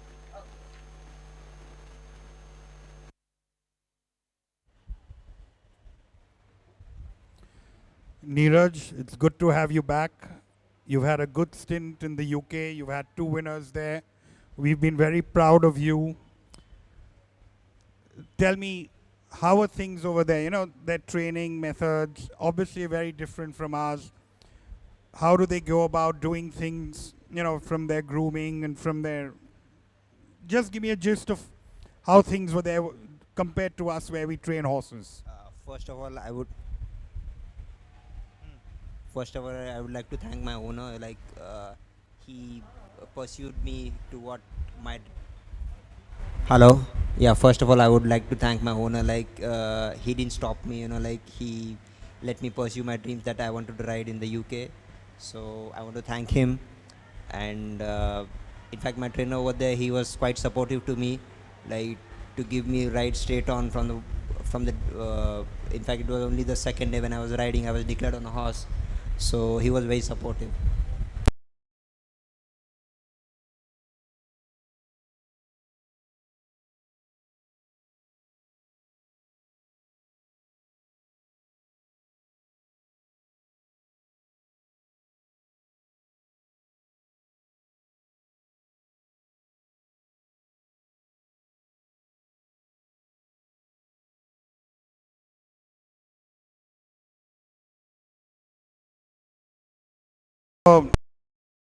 How would you work out there? We work here once maybe in the morning and we are done by 9:30. How does it work out over there? Over there, actually, the working durations are quite long because you start at 6 o'clock and you finish by 11:30. Only the work duration is quite long, but it's not like quick as India, but it's a long period of working over there. And you being a jockey, were you grooming also, or were you mucking out, or you were just riding work? To be honest, you got to look after the horse over there. Doesn't matter you have been a jockey, but over there you got to do everything. So you're not as pampered as we are in India. Over there itself, in fact, sometimes the trainers comes and give you a hand. They don't consider themselves as we are big. We shouldn't come and help you. They themselves sometimes come and wash the horses and clean the horses. It teaches you a lot. And you were riding there for Mark Johnston, right? Yeah. What was his string? He's got right now. He's got 220 horses. Year before last he had almost nearing 300 horses. So hit string has gone down a bit. But isn't it? It must be really difficult for a trainer to look after 200 plus horses. How does he manage? Obviously, he has a lot of assistants or lads looking after different stables of his over there, and plus he travels a lot with his horses, right? Yeah, he's got his yard manager who takes care of certain like 20 horses, 30 horses. So it makes the job easier for him. He's got a system which is there. So he goes regarding the system.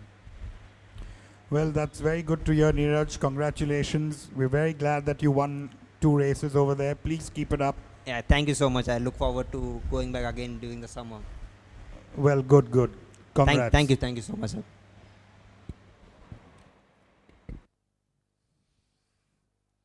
So, ladies and gentlemen, we come now for the 5th race. The runners have reached the starting gate for the Dr. K. Vasudevan Trophy Division 1.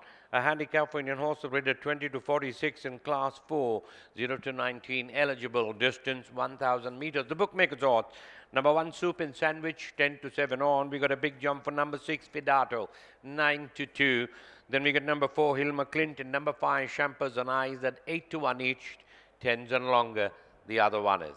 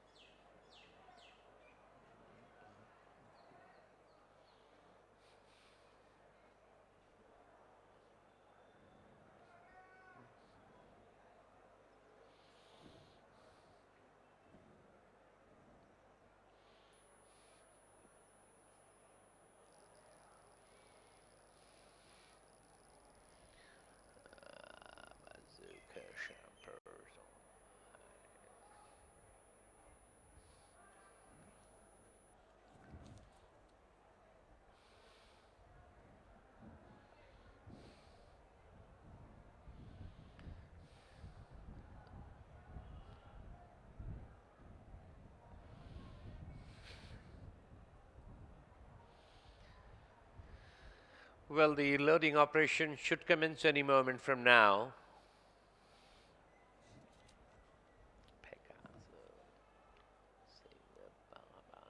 Jockey has dismounted, Champers on Ice, 10 to 5 on, Soup and Sandwich.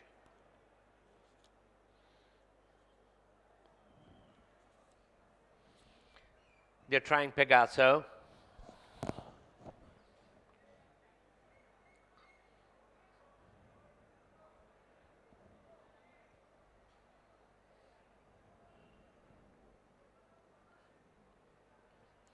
Pegaso, the first one in. The horses are now being stalled.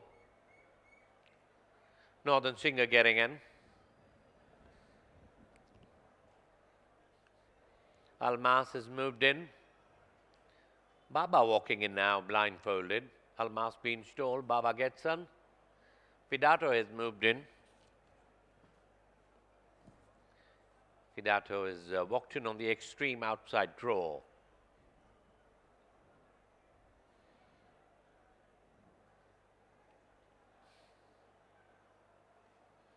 Zuka has been walked up. Zuka gets on. Nahil McClin been tried. Prince Igor walks in, so has Hill McClint.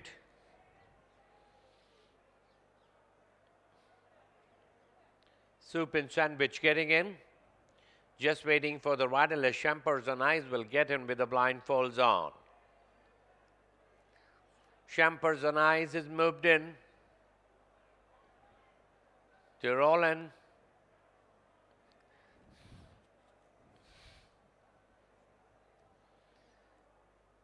The line is set. They're racing from the 5 furlong to almost a level start by all the runners. but for Baba having lost about 3 at the start. Hilma Clint being passed on the outside there by Soup and Sandwich. Soup and Sandwich is the new leader, past the 800 from Hilma Clint in second, Fidato in third, Almas in fourth, Champers on ice to at the inside. Then we got Picasso in between horses, Zuka traveling about 6 of the fence, Northern Singer to at the inside. Then now the 600, 2.5, 3 length behind us, Prince Igor, Baba being pushed to make a forward move to at the inside really. As they negotiating the turn now, Soup and Sandwich is the leader, 3/4 of a length, now in length in front of Hilma Clint, Fidato in third, to at the inside is Almar. But Soup and Sandwich comes in on first, leads by more than 2.5, 3 lengths in front of Hilma Clint, Fidato in third, the rest are far away, but Soup and Sandwich being ridden hands and heel with a furlong to go, leads by more than 3.5 lengths in front of Hilma Clint. Soup and Sandwich winning it very easily from Hilma Clint. Then we got Northern Singer, Fidato, Almas, Champers on ice. Then we got Picasso, Baba, Zuka second last of all, Prince Igor.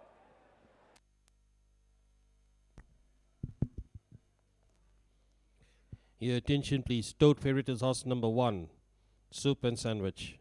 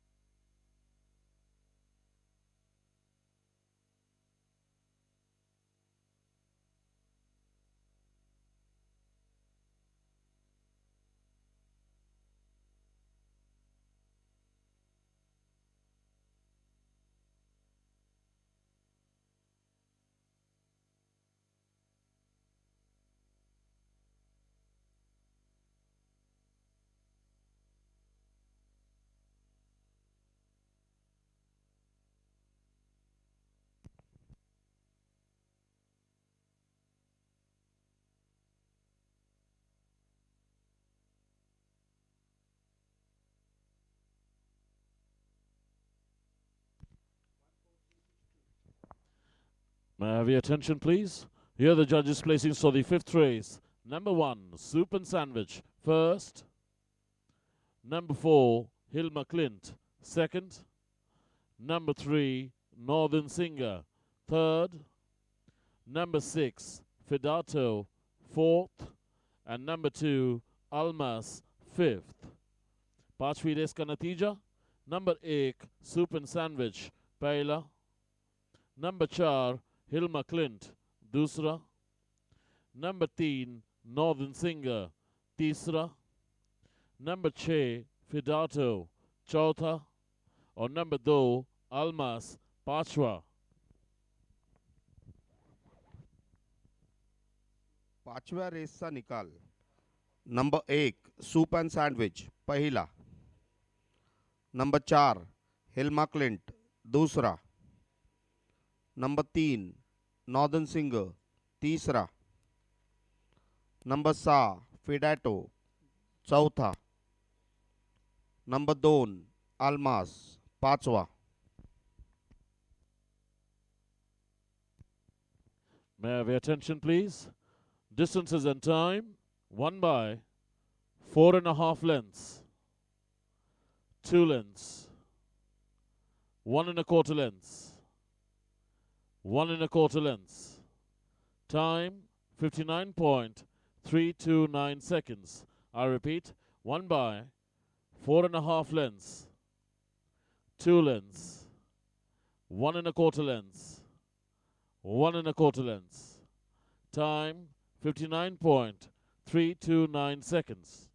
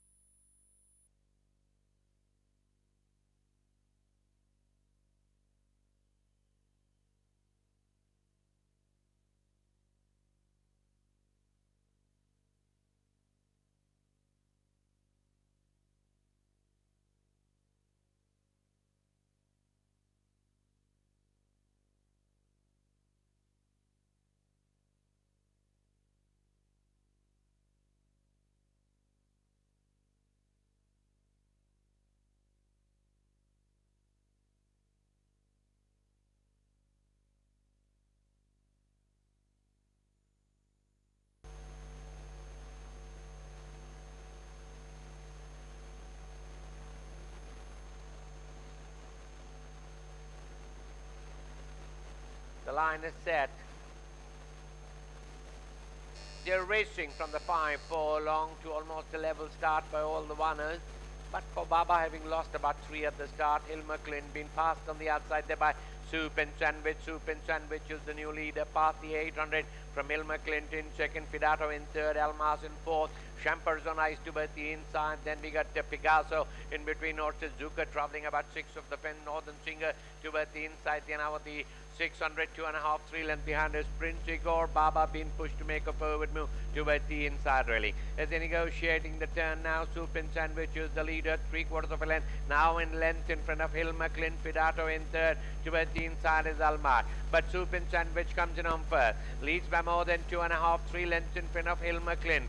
Fidato in third, the rest are far away, but Soup and Sandwich being ridden hands and heel with a furlong to go, leads by more than 3.5 lengths in front of Hill McLean. Soup and Sandwich winning it very easily from Hill McLean. Then we got Northern Singer, Fidato, Almas, Champers on ice. Then we got Picasso, Baba, Zuka second last of all, Prince Igor.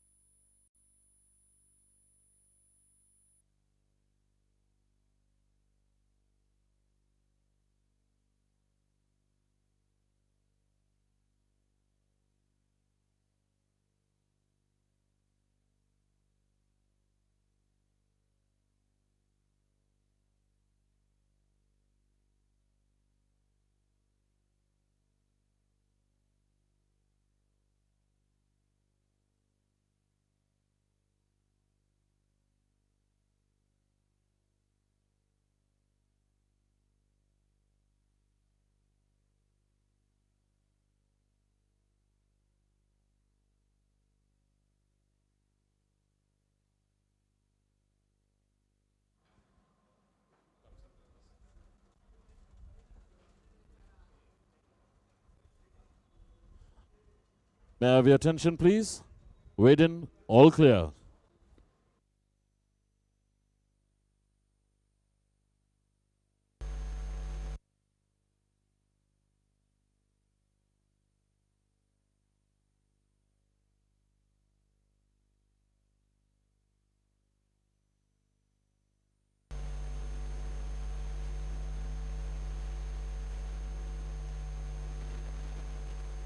The line is set.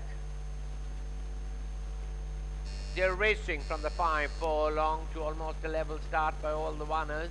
But for Baba, having lost about 3 at the start, Hill McLean being passed on the outside there by Soup and Sandwich. Soup and Sandwich is the new leader, past the 800 from Hilma Clint in second, Fidato in third, Almas in fourth, Champers on ice toward the inside. Then we got Picasso in between horses, Zuka traveling about 6 of the pen, Northern Singer toward the inside. Then now the 600, 2.5, 3 lengths behind us, Prince Igor, Baba being pushed to make a forward move toward the inside really. As they negotiating the turn now, Soup and Sandwich is the leader, 3/4 of a length, now in length in front of Hilma Clint, Fidato in third, toward the inside is Almar. But Soup and Sandwich comes in on first, leads by more than 2.5, 3 lengths in front of Hilma Clint.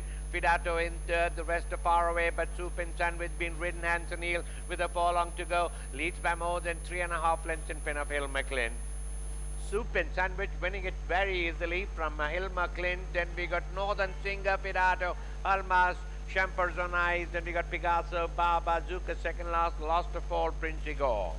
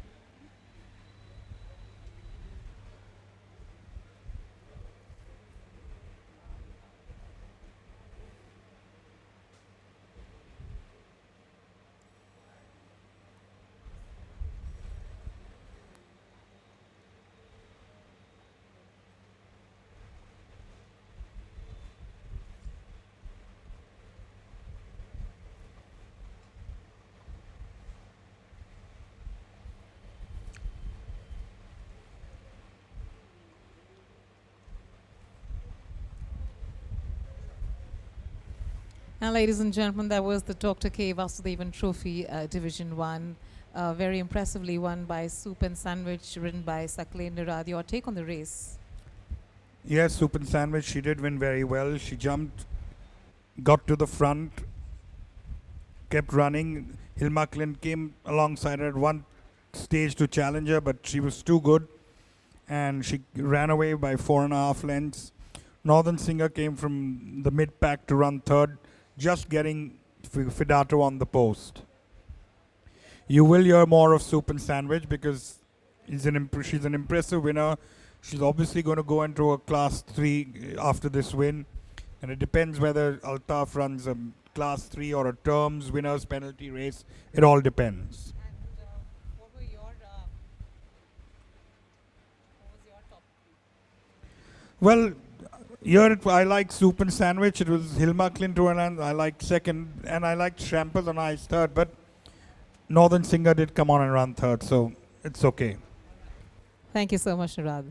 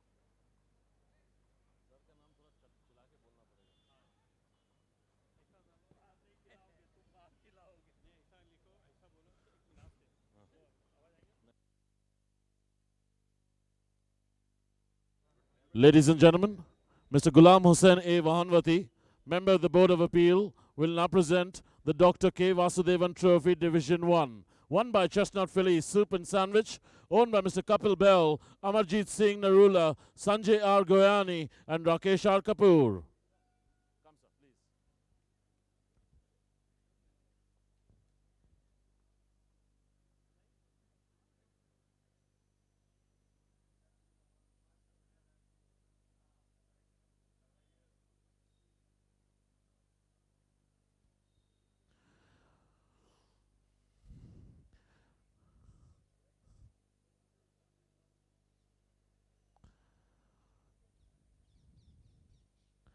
Trained by Altaf Hussain,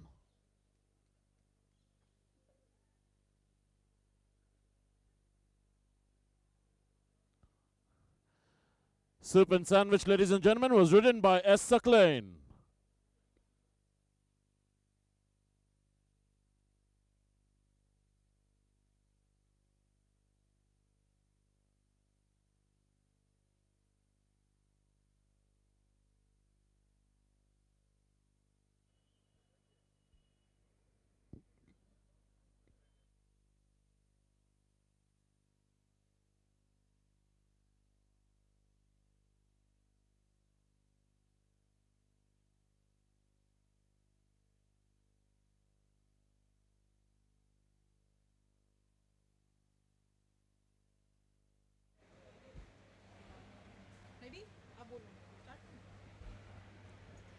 And now we're on to the sixth race of the evening, that is the Mr. Greedy Plate.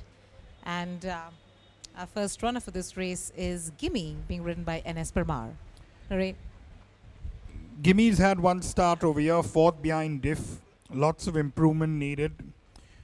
He's stretched him now a little longer also from the 9. He's now going to a mile and a quarter. Yes, he's had a benefit of run, so let's see how he goes over there. Next we have is Wall Street, being ridden by Yash Naredu.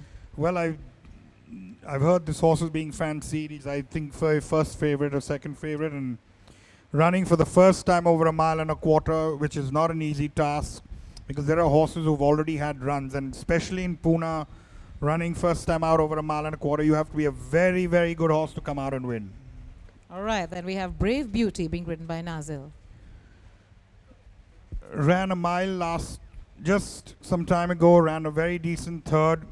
Definitely going to improve because the moment Hosi has stretched this filly, she's run a very, very good race. The 10 furlongs will suit her because she sits a little and comes off the pace. I think she has a very, very decent chance here. All right, next we have is a Fashion Icon, being ridden by Vishal Bonde. Had no start. This is his first start this Pune season for this filly. So how fitness-wise, she looks pretty fit. She will run a very decent race. Okay. Then we have Kaifer, being ridden by Sandesh. He ran a very promising third the first time out. Then after that, he didn't run too well. He's run, in fact, behind Brave Beauty in race number 59. So obviously, I think Brave Beauty is improved, and Kaifer has not shown much improvement. But now going again over a 10 furlongs, you never know. Kaifer might like the extended trip and run very well. And then we have Kimiko, being run by C.S. Chodha.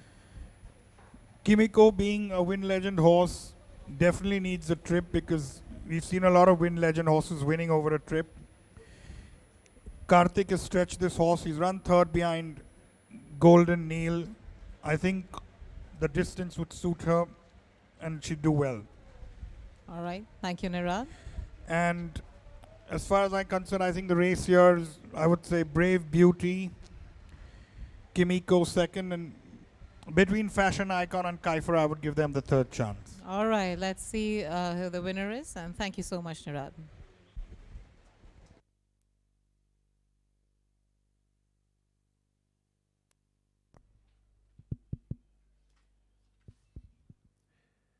Your attention, please. Dividends for the fifth race. Win, rupees 14. Second horse pool, rupees 40. Place first horse, rupees 11. Second horse, rupees 22. Third horse, rupees 25. The Quinella pool dividend is rupees 63. The forecast pool dividend is 76. The Tanala pool 70% dividend is 274, and there are 82 tickets. The Tanala pool 30% dividend is 127, and there are 76 tickets. Winning tickets on the third leg of the combined jackpot pool are 589. Winning tickets on the second leg of the treble pool are 219.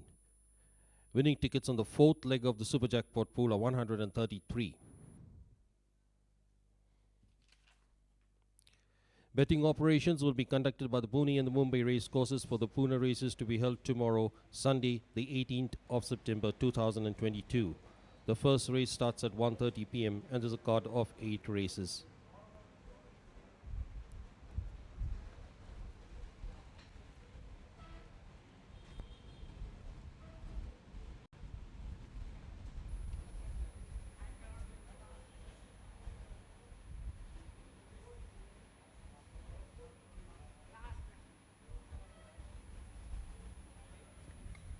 And ladies and gentlemen, right now I have with me our winning trainer, Mr. Altaf Hussain. Congratulations for Soup and Sandwich. Thank you very much, madam. Of course, Soup and Sandwich won very well and very impressively. What are the future plans? Let's see, maybe after end of first week of October, if I get 5 long days, I will run her again. Okay. I'm very happy to win this race because all the owners are very new to me. Yeah. And when the filly came to me in Bombay, her weight was very low. Yeah. She came as a 369 kilo or something. Okay. Today ran 412 kilos or 13 kilos. That's very, very impressive. Yeah. And first time she ran second, and this time she won. I'm very happy for my new owners. Yes, that's very, very good career start. Yeah. And you were very confident about Soup and Sandwich, right? Yeah, because last time she ran second in the class 3 race, and today was her pet distance, yes. And she will work also very well with the top jockey. Yes. And I took the allowance, and she won the race. Congratulations to you, sir. All Thank you very much, madam. Thank you.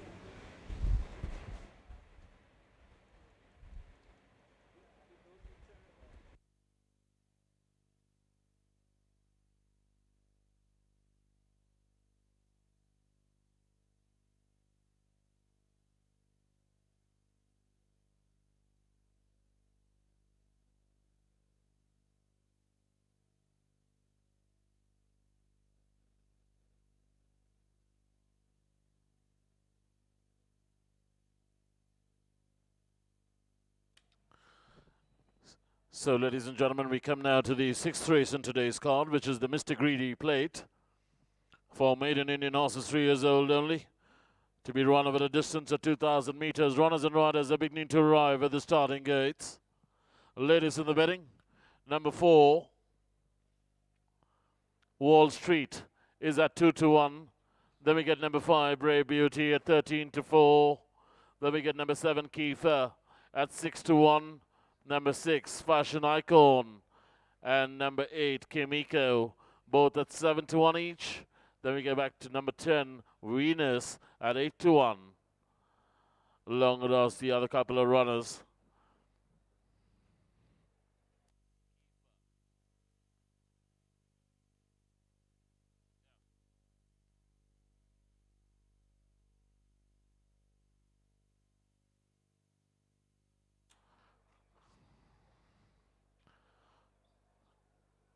Most of the jockeys are off their mount.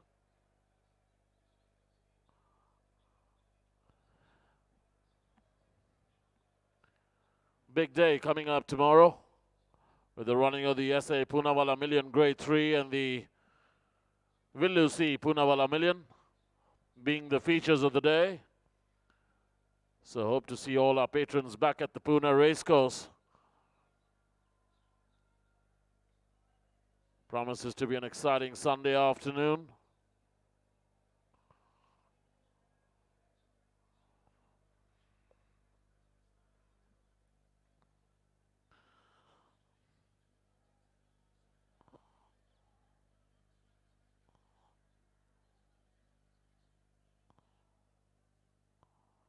Should be having some entertainment as well for our members at the members' lawn.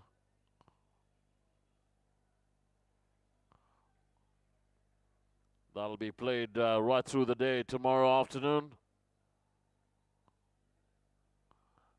Got a few pop-ups as well where you can grab your bite and enjoy your racing on a Sunday afternoon. Number 4, Wall Street, remains at 2-1. Then we get number 5, Brave Beauty, at 11-4. Number 7, Kiefer, 6-1. Number 6, Fashion Icon. Number 8, Kimika, both at 7-1 each. We got number 2, Gimme. It's a long shot at 10-1.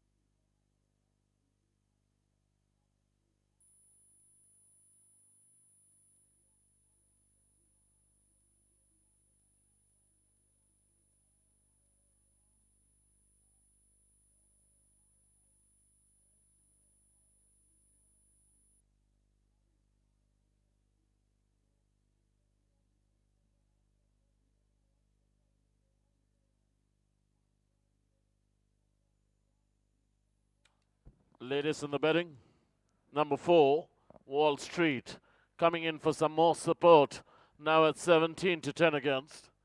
Then we get number 5, Brave Beauty at 13 to 4. Then we get number 7, Kiefer at 5 to 1. Number 6, Fashion Icon. And number 8, Kimiko at 7 to 1 each. Number 2, Gimme is the long shot at 10 to 1.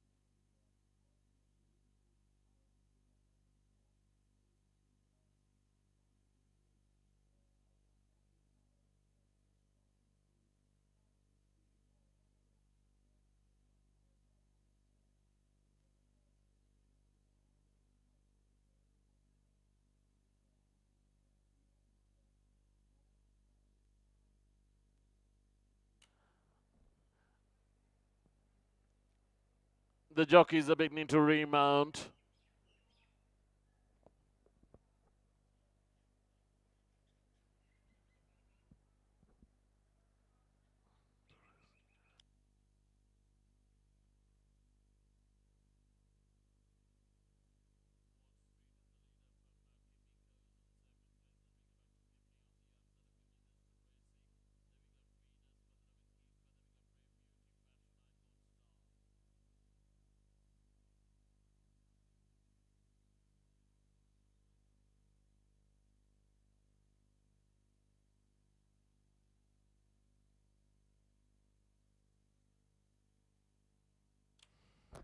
Loading operations to commence any moment from now.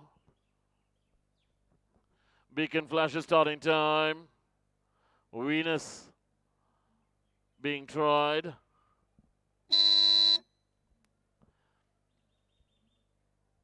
Gets in Venus. Rider dismounts Kiefer. Wall Street being walked up.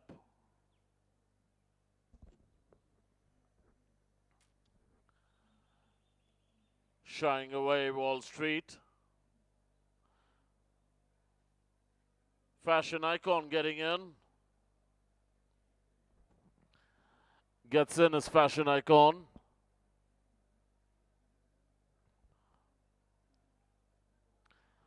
Wall Street loaded. They got the blindfolds on Brave Beauty.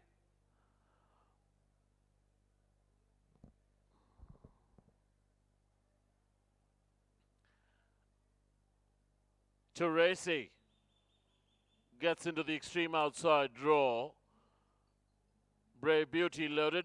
Gimme getting in.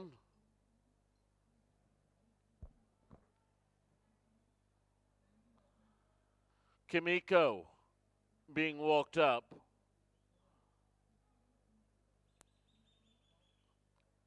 Edmund being tried. Edmund pushed in.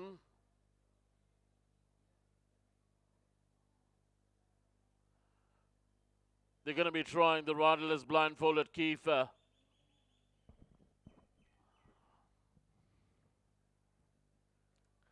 They got the rider of Kiefer sitting on the frames of the gates.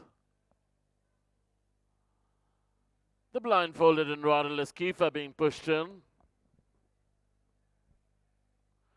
Rider back in the saddle. Kimiko being walked up now. Taken in Kimiko. Last one to the gates will be Star.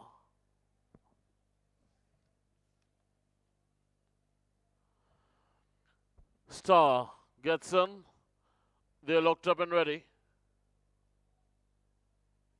away they go for the Mr. Greedy plate.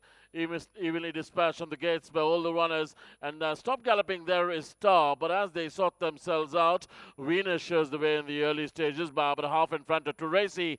Picks up a fast run and takes it up. So it's Tracy, the new leader, by about 3.5 lengths in front of Venus is in second place. Another length and a half, 2 lengths away. Then we go back to Fashion Icon. A length and a half away there is Wall Street being joined up on the outside there by Edmund. Another length and a half away is Kiefer. Then we got Kimiko third last, second last. There we go back to Gimme. Last of all is Brave Beauty. They go well past the 7 furlong and approach the 1200 meter marker, and it's Tracy the leader by about 2 1/4 lengths in front of Venus is settled in second. A length and a half away there's Fashion Icon. A length and a half away there we go back to Wall Street. Up on the outside is Edmund. Another 2 lengths away there we go back to Kimiko. Half a length up on the outside is Kiefer. A gap of 2.5 lengths away is Brave Beauty, and a close last is Gimme at the moment. They pass the halfway mark at the 1,000 meter marker to Racy, the leader, by about 2.5 lengths in front of Venus. A length and a half away, Venus. Then we got Fashion Icon. Then we go back to Wall Street, who's now making a forward move. Another 2.5 lengths away. Then we got Edmund being joined up on the outside by Kimiko. Then we got Kiefer thereabouts. Another 2.5, 3 lengths away. Then we go back to Gimme as they go well past the 800 meter marker and approach and pass the 600 now. Back to the leader, Venus, now being joined up on the outside there by Wall Street. Half length up on the outside of Wall Street. There we got Kimiko. Then we got Kiefer as the heads turn firm. Round the turn into the straight, Wall Street comes in on first. It's been ridden on hands and heels, now given a couple of cracks. Is about 2.5 lengths in front of Kiefer. Then we got Edmund, another 2.5 lengths away. Then we go back to Venus, but Wall Street being ridden on hands and heels is now getting a couple of cracks. It's still about 4.5, 5 in front of Kiefer.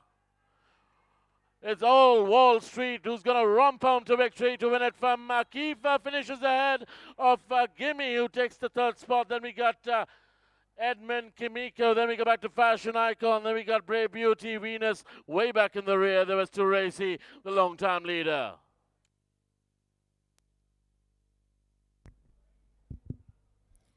Your attention, please. Tote favorite is horse number 4, Wall Street.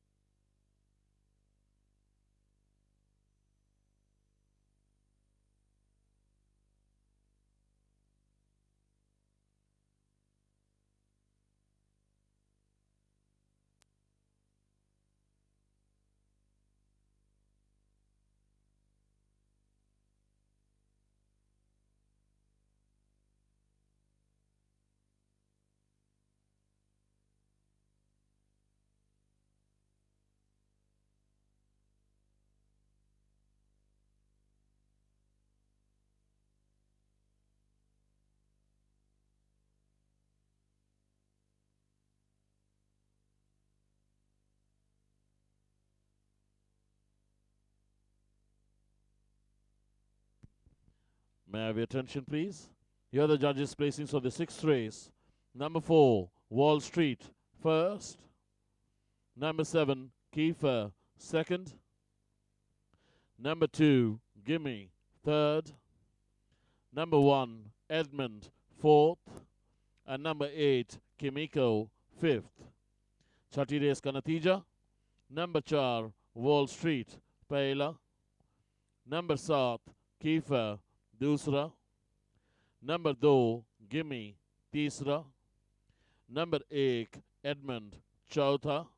और number 8 किमिको पांचवा.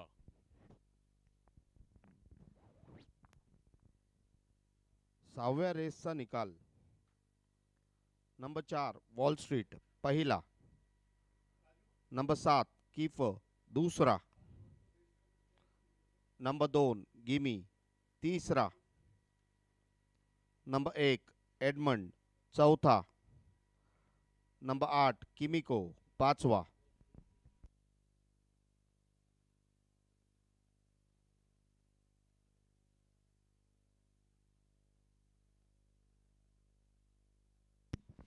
May I have your attention, please? Distances and time.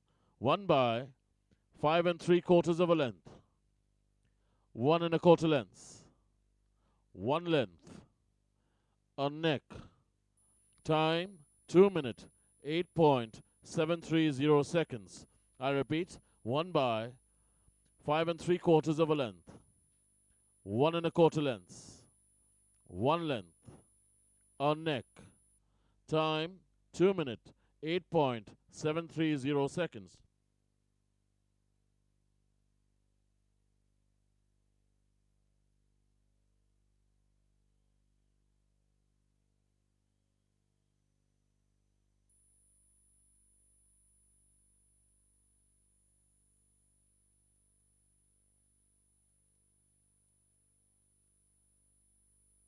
Up and ready.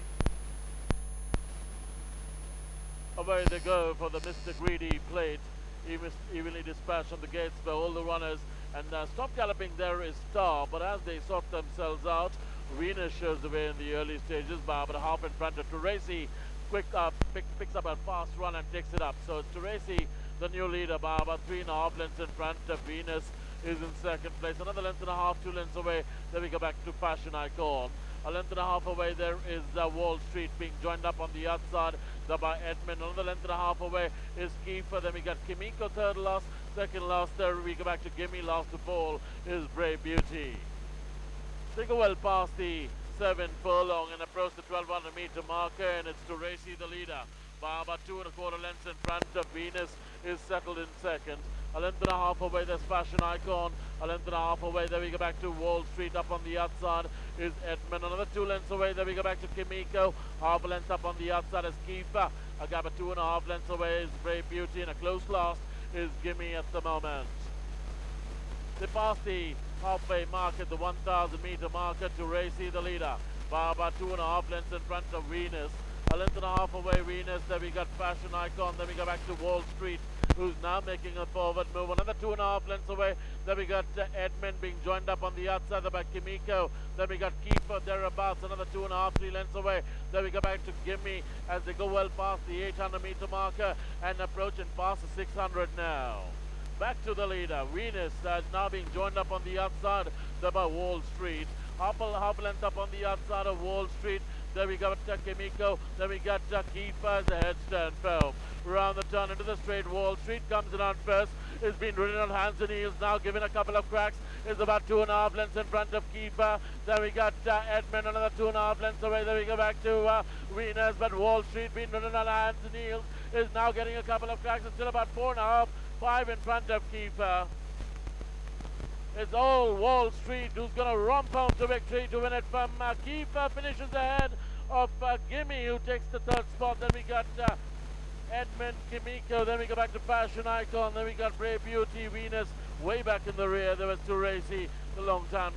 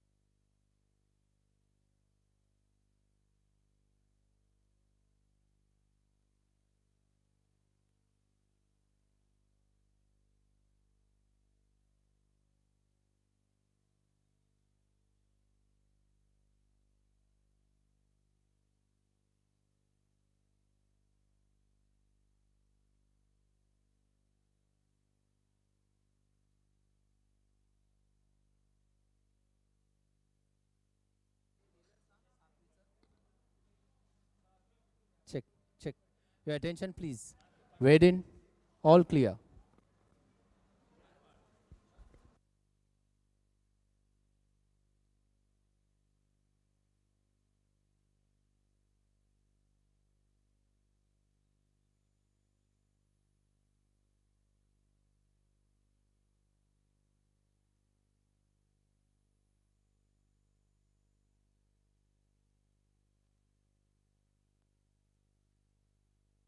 ready. Away they go for the Mr. Greedy plate. Evenly dispatched on the gates by all the runners. And stop galloping there is Star, but as they sort themselves out, Venus shows the way in the early stages by about a half in front of Tracy. Picks up a fast run and takes it up. So it's Tracy, the new leader, by about 3.5 lengths in front of Venus is in second place. Another length and a half, 2 lengths away. Then we go back to Fashion Icon. A length and a half away there is Wall Street being joined up on the outside by Edmund. Another length and a half away is Kiefer. Then we got Kimiko third last, second last. There we go back to Gimme. Last of all is Brave Beauty.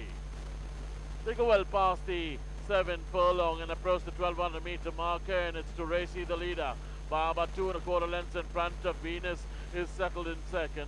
A length and a half away, there's Fashion Icon. A length and a half away, there we go back to Wall Street. Up on the outside is Edmund. Another 2 lengths away, there we go back to Kimiko. Half a length up on the outside is Kiefer.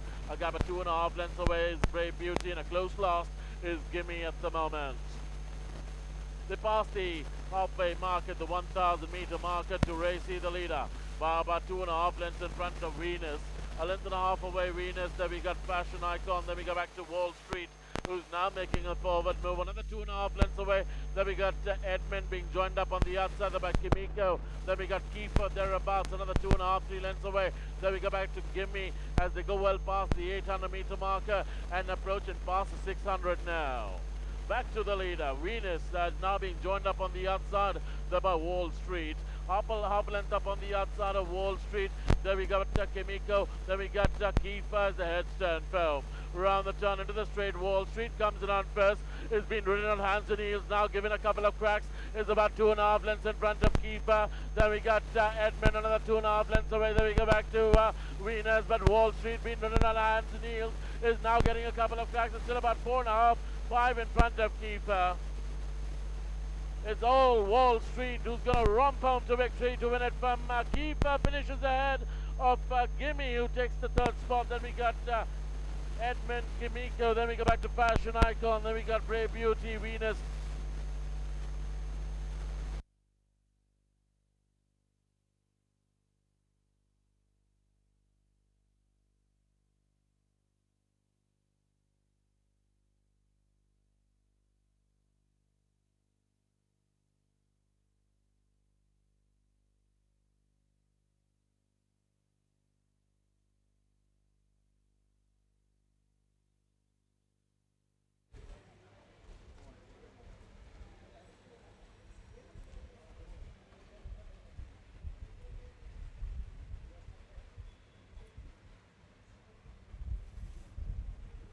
Now, ladies and gentlemen, that was the 6th race of the evening. That is the Mr. Greedy plate, of course, won very impressively by Wall Street. Nirad, your take on this impressive run? Yes, he has won very, very impressively. I was really surprised because for a horse who haven't had a run in its first run of his career to come out and win 1.25 miles like this is really impressive, and he won convincingly. I think the others just ran on. Kiefer ran on to run second, Gimme ran on third, and Edmund ran on fourth. Brave Beauty and Kimiko, I thought, ran way below par. I thought they would run far better races, and they both ran way below par. But taking nothing away from Wall Street, he's won very, very well, and a lot more is going to be heard of him. Thank you, Nirad.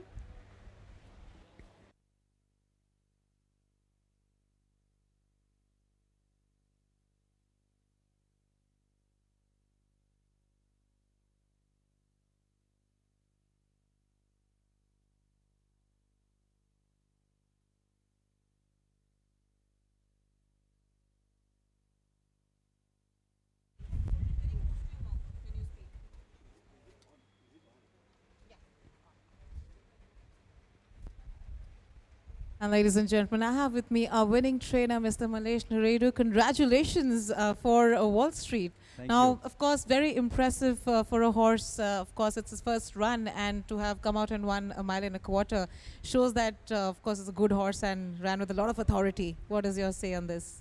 He was tracking very well. He showed that he will stay. I was training for 1.25 miles all the time because he's a very big made horse with 525 kilos, and He always showed that he longer the better for him. That's the reason I thought of running him the mile and quarter the longer 3-year-old. And he showed his class, and I'm sure he'll do well after these two. And what are his future plans for Wall Street? Do you have something in mind? I have to see how he's come back after the race and then plan for him. And I'm sure that you were expecting Wall Street to make the board, or what was your running through your mind? No, I was expecting him to win. I knew that he was doing well on the morning walk. He was feeling good. When the horses feel well, they show themselves that he's ready to run and win. And he did that. Congratulations to you once again, and all the best. Thank you. Thank you.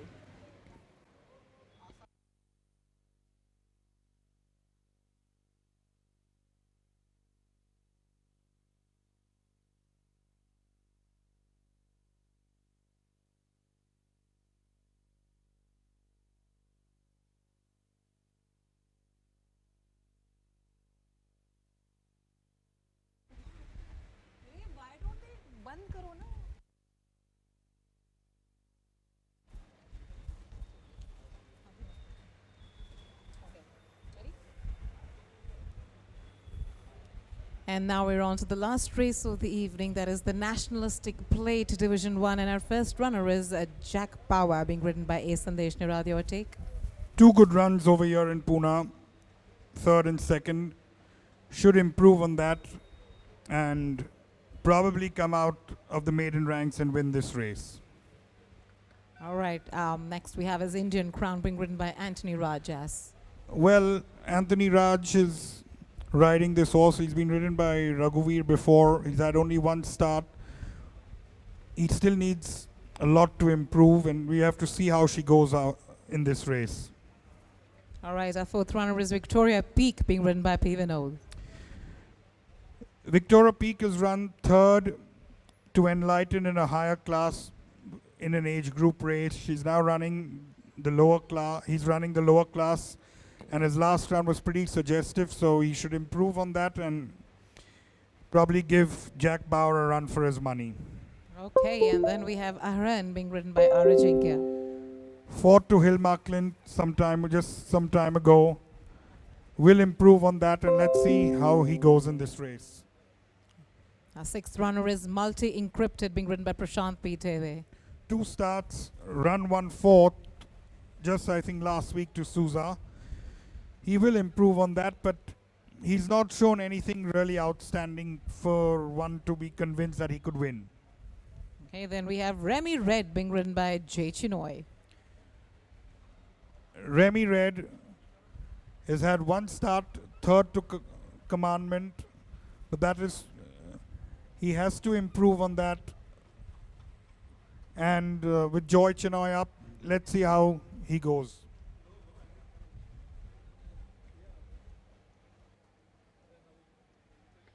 And then our 8th runner is Anushka, being ridden by Saklain.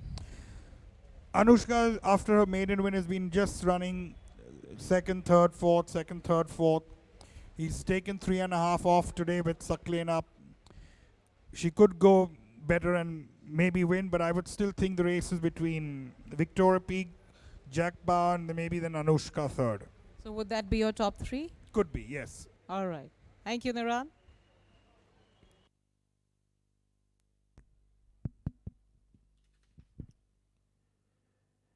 Your attention, please. Dividends for the 6th race. Win, rupees 21. Second horse pool, rupees 26. Place first horse, rupees 10. Second horse, rupees 18. Third horse, rupees 19. The Quinella pool dividend is rupees 116. The forecast pool dividend is 148. The Tanala pool 70% dividend is 651, and there are 46 tickets. The Tanala pool 30% dividend is 357, and there are 36 tickets. Winning tickets on the 4th leg of the combined jackpot pool are 131. Winning tickets on the 5th leg of the super jackpot pool are 28. The treble pool dividend is 727, and there are 45 tickets. Betting operations will be conducted by the Pune and Mumbai race courses for the Pune races to be held tomorrow, Sunday, the 18th of September 2022. The first race starts at 1:30 p.m. and there's a card of 8 races.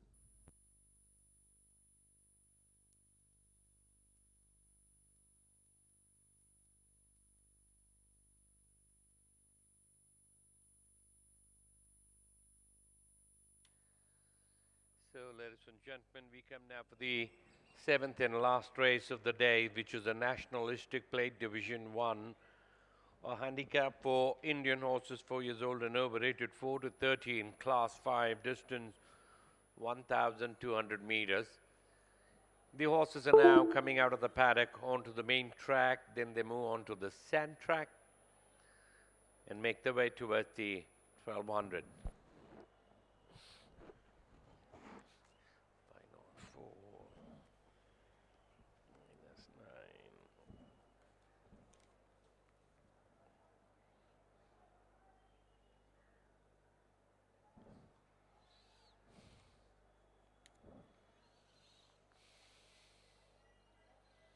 487 plus 3.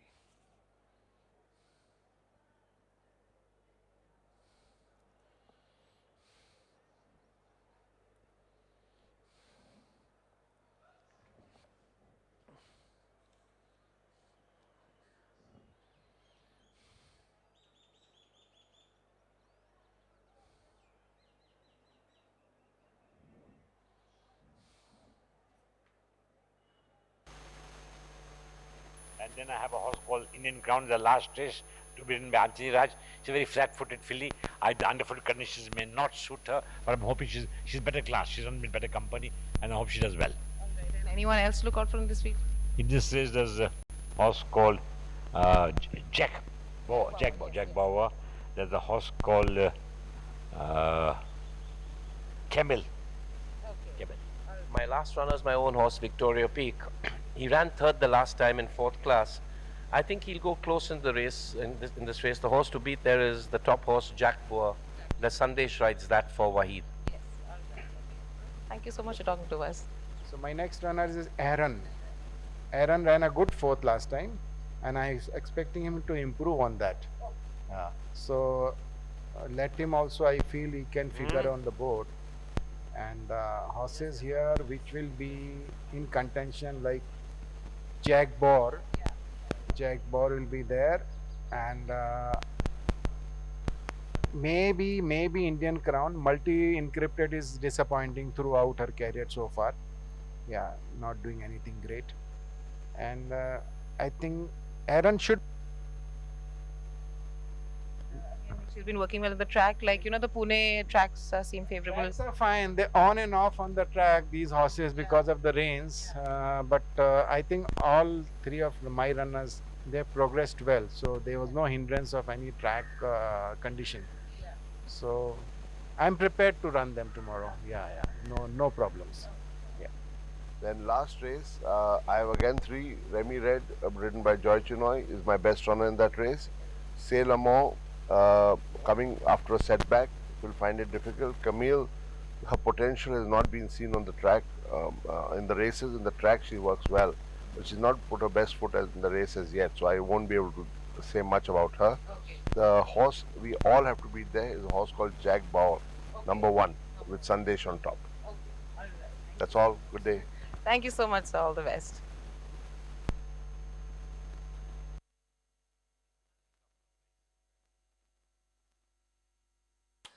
I'll run through the latest bookmakers odds. Number 10, Remy Red, 2 to 1, closely followed by number 1, Jack Bauer, 5 to 2. Then we've got a big jump for number 4, Victoria Peak, and number 8, Anushka, 8 to 1 apiece. 10s and longer. The other one is.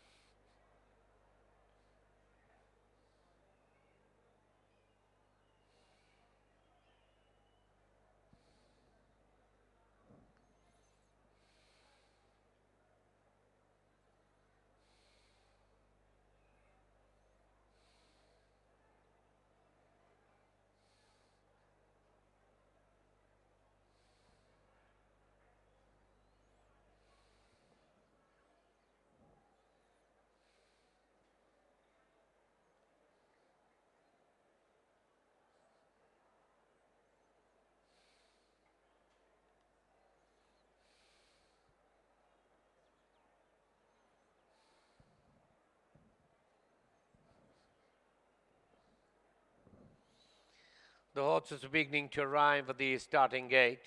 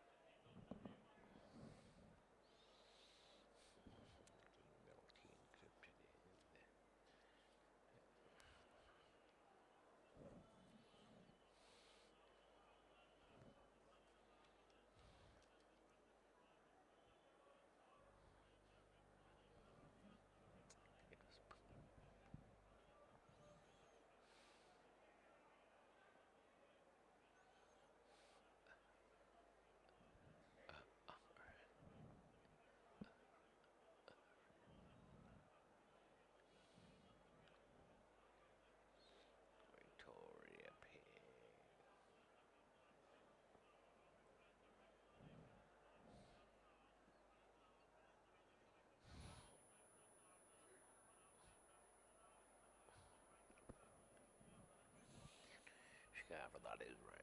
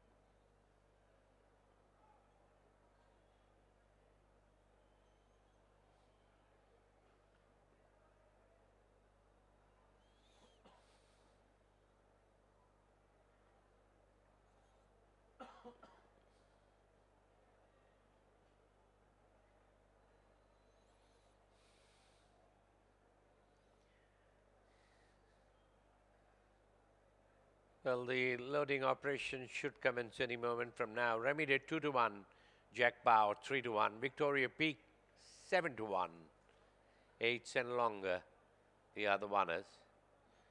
Chucky has dismounted Camille.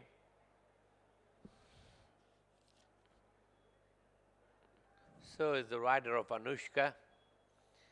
He's on the frame of the gate, is Saclane.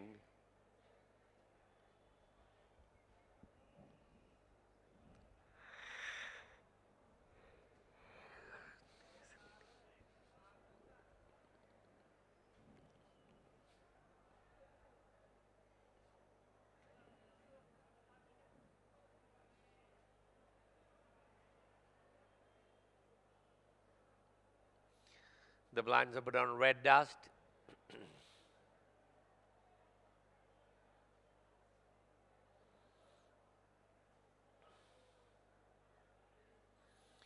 Sailor Moore, the first one in. The horses are now being stalled.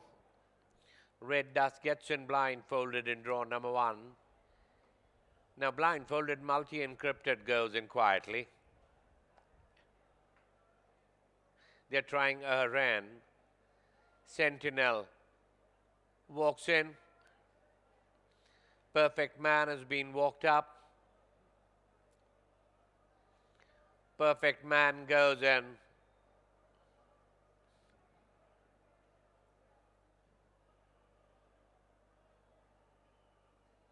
Ran walks in.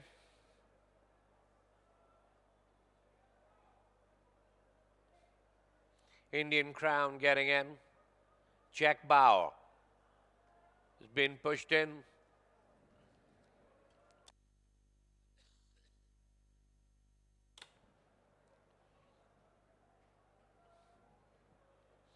Chucky is remounted on Camille.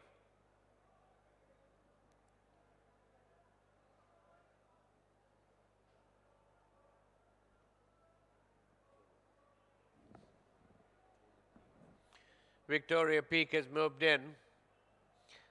Anushka gets in right back in the saddle. Remy Red. goes in, ran rares up inside and drawn 9. Seemed to have come down.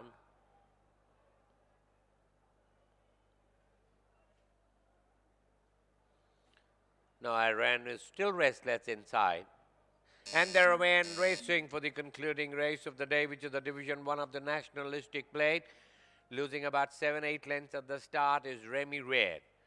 Victoria Peak is the leader from Multi-Encrypted quickly into second. Jack Bauer in third. We got Sentinel in the golden brown toward the inside. Length and a quarter away there is Indian Crown. Then we got Red Dusters hugging the rails. After that is Aren as they pass the 800 wide of the track. Perfect Man. Anushka is in between horses. Then we got Sailor Moore struck about 6 of the fence. 4 lengths away. Remy Red and Camille is the back marker. They pass the 600 down and running down toward the entrance of the home straight. Victoria Peak is the leader from Sentinel. Multi-Encrypted on the outside. Length and a half behind is Jack Bauer as that turns for home. Round the town and into the street. Victoria Peak comes in on first. About a length in front of Multi-Encrypted in second. And Jack Bauer is the one coming up with a dazzling run on the outside. And Indian Crown is flashing on the scene. So too is Anushka. But it is Jack Bauer on the outside. Is now showing a clean pair of heels. Anushka is flashing up on the stand side. Jack Bauer from Anushka. Jack Bauer holds on. From Anushka, then we got Multi-Encrypted with the money. Then we got Indian Crown, Red Does, Aren, Remy Red, Perfect Man, Sentinel, Victoria Peak, Sailor Moore, second last. Last of all is Camille.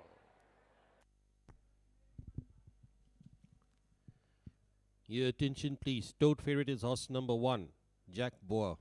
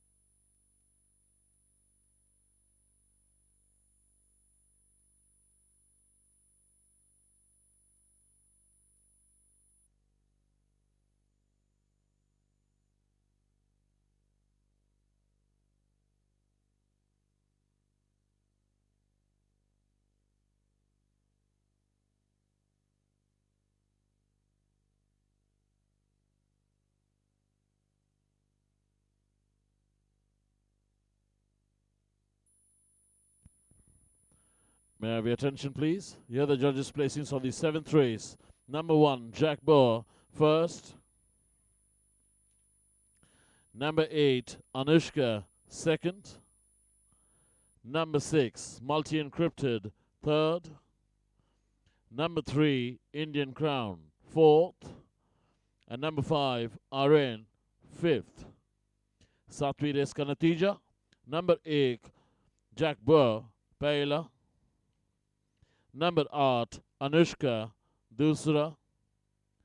Number 6, Multi-Encrypted, तीसरा. Number 3, Indian Crown, चौथा. और number 5, Aren, पांचवा.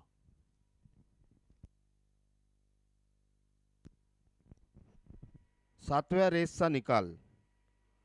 Number 1, jack बॉर, पहिला. Number 8, Anushka, दूसरा. Number 6, multi encrypted, तीसरा. Number 3, Indian crown, चौथा. Number 5, Aryan, पाचवा.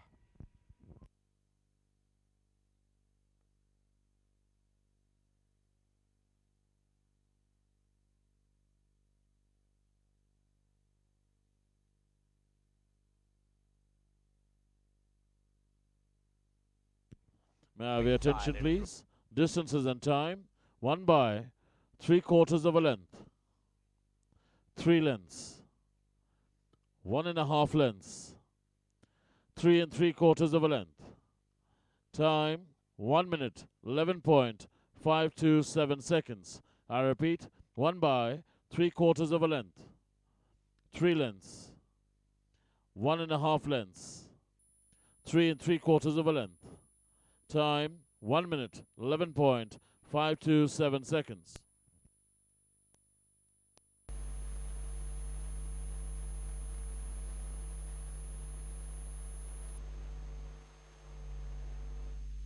No, Iran is still restless inside.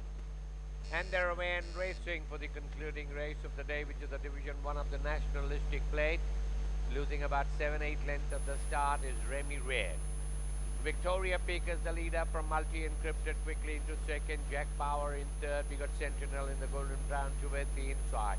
Length and a quarter away there is Indian Crown. Then we got Red Dust is hugging the rails. After that is Aren as they pass the 800 wide of the track. Perfect Man.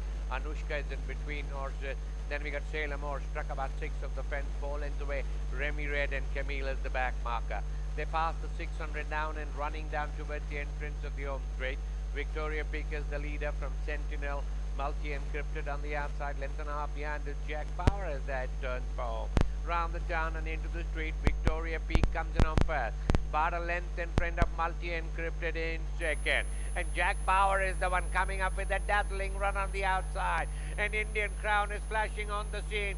So too is Anushka, but it is Jack Bauer on the outside, is now showing a clean pair of heels. Anushka is flashing up on the stand side. Jack Bauer from Anushka. Jack Bauer holds on. From Anushka, then we got multi-encrypted with the money. Then we got Indian Crown, Red Does, Aren, Remy Red, Perfect Man, Sentinel, Victoria Peak, Sailor Moore, second last. Last of all is Camille.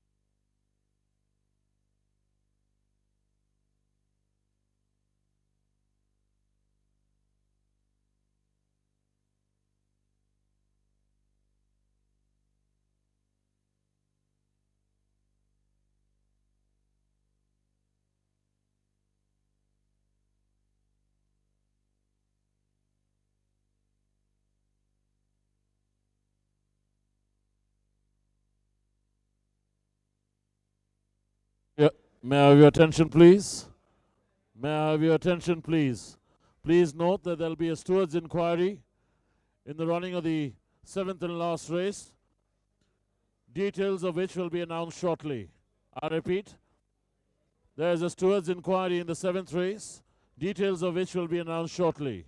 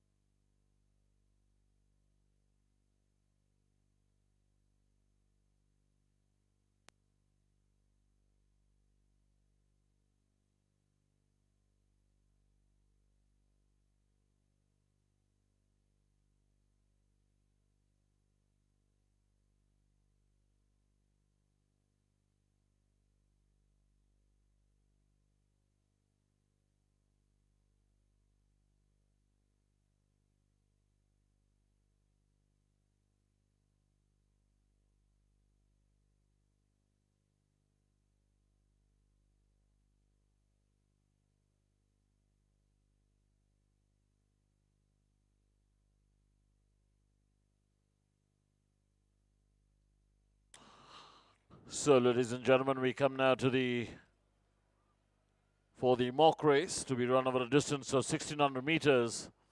Let me quickly run you through the runners.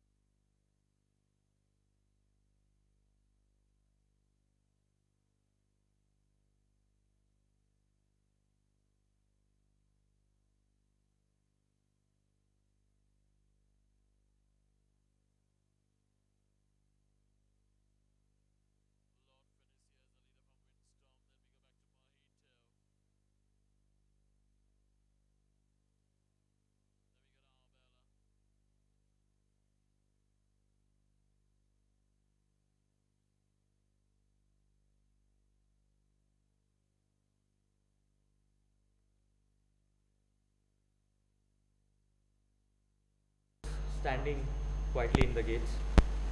I had a handler because this horse has a history of playing up a little bit, and the moment he played up, the handler was holding the horse, and I shouted out, I'm not like no, no, no, no.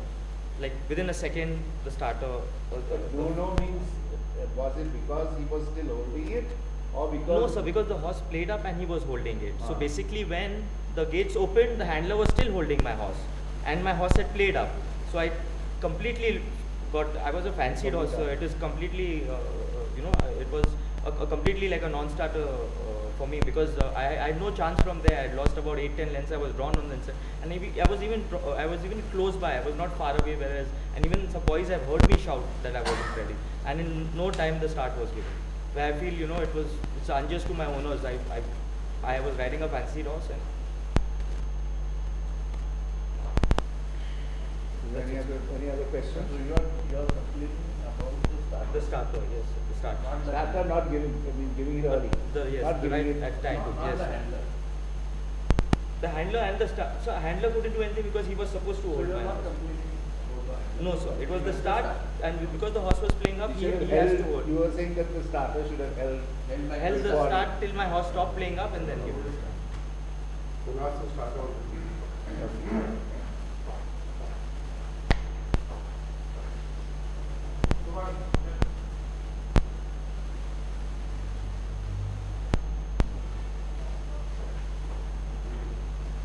So he has an issue on the starter being not waiting to and therefore stopping the horse from getting a fair start. So what do you have to say about that? So this horse, as he was loaded in, he was basically loaded second last in the stall, and as he got inside, the horse was standing in quietly, but the moment the start was given, the horse showed a sign of restlessness.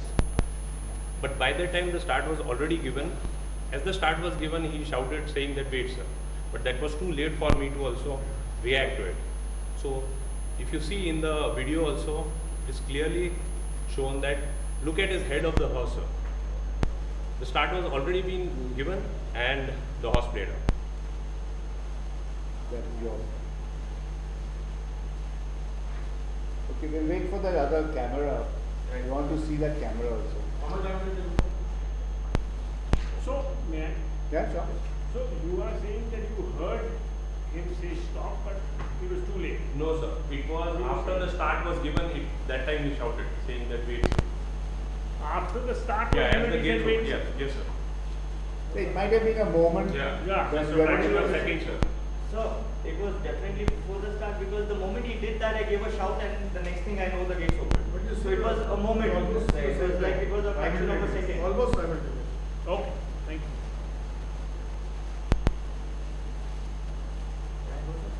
Yeah, you go. We might require you again, so Yes. it's just then. Yeah.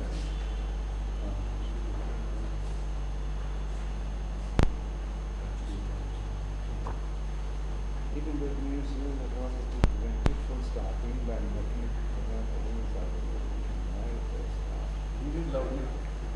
if in the opinion of the stewards, a horse has been prevented from starting by mechanical failure, of any start or was denied a fair start, and such occurrence materially prejudiced by the chance of the horse hosting first, second, third or fourth, the stewards may declare such horse a non-starter.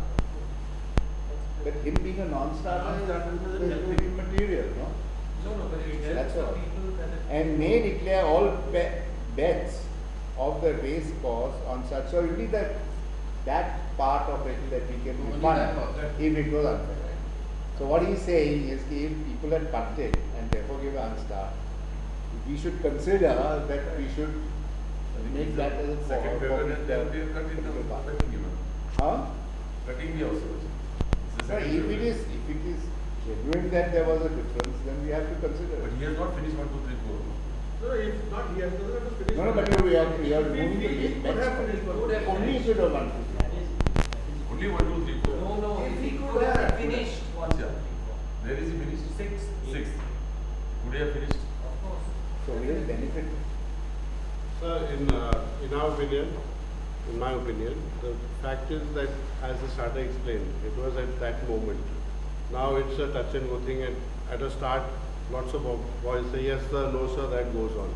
So as long as we don't think there's anything intentional or magnified, the starter has explained his position, the jockey has told us his.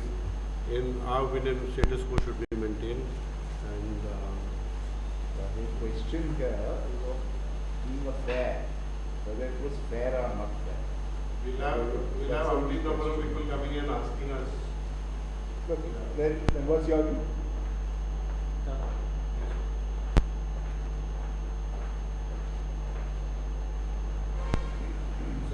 While this rule is in place, like Shujat mentioned, and if you see the other camera which we got the 450 meters, you'll be able to see the starter as well. So the starter has let go the race, and it's all it's in that moment. So to term it not a fair start would not be the right thing. So I would say It will more be answered yes. the starters. Starters. Okay, that's good. You have to look at that one camera. That camera is coming. Yeah, that camera is coming. The starting gate top camera is coming. And 450 meters camera is coming. Because you see the starter as well.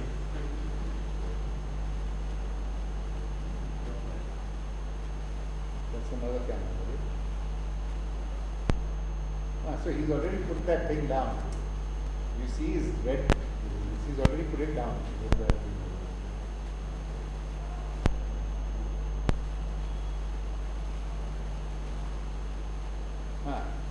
He's momentarily given, but he's put his flag down. He's almost simultaneous. His almost simultaneous flag is down.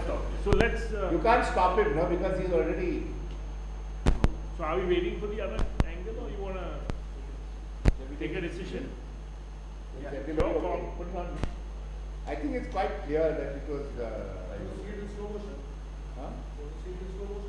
So, Yeah, yeah, if you want to, sure, if you want. Yes, he wants to make it.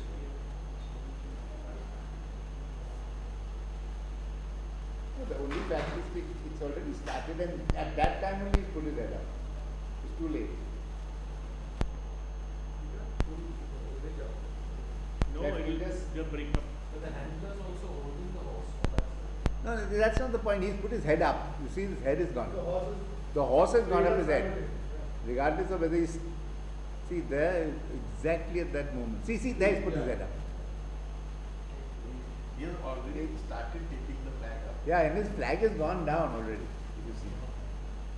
Momentum. I think it's. So, are we? Yeah. So, I think, if I may. Yeah, of course. So, I think the jockey has already in his statement said that the horse has a history of playing up, which is why there was a handler. And I think it's just, unfortunately, just pure bad luck. Momentarily there was a change. Because the start was given, and that's when, just at the moment, the horse threw his head up. That's really good. To me, it's just unfortunate that it happened. I wouldn't change anything else. That's why. Yeah, I would feel the same. I agree with you. Jangir? Your view? I think if you read the rules, while the gates are gone. So how would the horse come out? That's why the horse has not come out. That's why I it's agree lost with its that. legs. I think that he hasn't had a fair start He like hasn't the had a rule fair is. start. The handler is holding the horse when the gate is up. How would he come out? No, the question here is of the handler. But that's it's a. I feel it's the handler is also the problem. If the handler is holding it, how is he going is to? not saying that it's He said it's a combination of both. No, he said only of The only thing we have to see now is that it is saying whether it was a fair start for the horse or not. Yeah, it wasn't a fair start. That's what we can debate. If your handler is holding your horse, how is he going to jump out? But I feel that the horse played up simultaneously as At the same time with the gate. But the handler was holding the horse. He can't. He had to hold the horse. He was Yes, asked so whether the he way gives is a you have to fair hold the start horse. or not giving a fair start is whether it depends on the starter. The starter says ready and go. Now when he says go, and I'm just making it factual, if he says go and the horse puts his head up, then it's not being a fair start. It's what the horse has done being correct. But the handler is holding the horse. No, he has to hold the horse because he's playing up at that moment. Right. So how is it a fair start for the horse? Because he has been asked to hold the horse. It was not like an see, it's a question of See, whether if the horse is held, how is he going to take a He start? could have He put put up, it up. he could have put his head up because Yes. he was trying to go and he was still held. Correct. that's not the point. No, The he point was head up is anyway. the horse. No, we don't know. We don't He know. he was still held. No, he has not said that the jockey. He has not said that the horse that fellow put his. No, he said that the handler was still holding the You horse. ask the handler again. Because I don't think the handler. No, but we have to see whether we it have- was a fair start. No, but he has Let's asked see the the picture. jockey. Let's wait for the If it is only the fault of the horse to put his head up, or is it the fault of somebody not allowing the horse to go? Correct. Yeah, Hey, that the was- horse- that let's was- ask- we can ask the Ask the jockey, no, again. Yeah, let's Call ask the jockey one. Call the jockey again. Because if he says, That if he's still holding the horse while the gates go open, then that's another story. But if the horse puts Well, up I his may head- just say something. I think this is entirely, now it's now to ask means Yeah, may- we ask a clarification of the. yeah, but Let's just anyway. take a clarification. Okay. There's no harm in clarification. Because if people are losing something out of it, there should be some.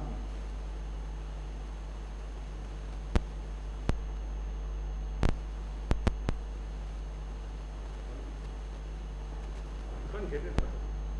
You can't get it. All we want to know from the jockey is whether it was the horse that put up the head, or was it the jockey, the handler? Yeah, please, just to ask him for that reason, that's what we want to ask. No, he didn't have anything on the handler. That's what I was asking. But now, somebody's made a No, I have no problem. Go ahead. The only one question we have to is that when the starter started, the horse at the same time when the starter said, "We are off," you shouted to him to stop. But it was because the horse had stepped up, put up his head at the start. Is that correct position? So the horse, just before the start, the horse played up. He did that. And I know this horse. When he does that, he's going to play up. He's not just going to nod his head. Plus the handler is holding the horse at the same time. So I'm bound to miss my start. That is the time I gave him a shout. No, no, no, I shouted. And also the boys in, when I came back to the jockey room, a lot of boys told me that, we heard you, were not ready. So that is But exactly at what the happened. moment when they have to start, did the horse put up his head at that particular point of time? Before that, sir, it's before that because if it would have happened at the same time, the gates would have opened, and even if the horse did that, I would have gone. But this went completely like that, and then I lost complete momentum. There was nothing behind me. It is not the mistake of the handler. It was the mistake of the horse that put his head up at that time. So it was just about timing, and No, I'm talking about between the handler and the horse. The horse picked up on his own, which you yourself said is a mistake. He has the habit of doing that. It is not the handler which has yanked him or something? That Yes, sir, but I gave a shout. It was just timing that didn't go. The But question I'm it again was- asking you is it the horse that put up his head? So the horse has a history of. Joe, the handler was holding the horse. Yes, when sir, the he was gates open, right? Yes, sir, he was holding That's the the horse. main thing. He was holding the horse. That's He did the that main also, thing. and the handler was holding was the horse. holding the horse. Because you see, when my horse is jumped out, sir, he's not galloping. He's because he was holding the horse. At least he would have gone a little bit. I had to, after pushing him for the, because of that, he's not only galloping. I didn't have a chance to get back into the field. Okay, Right, sir.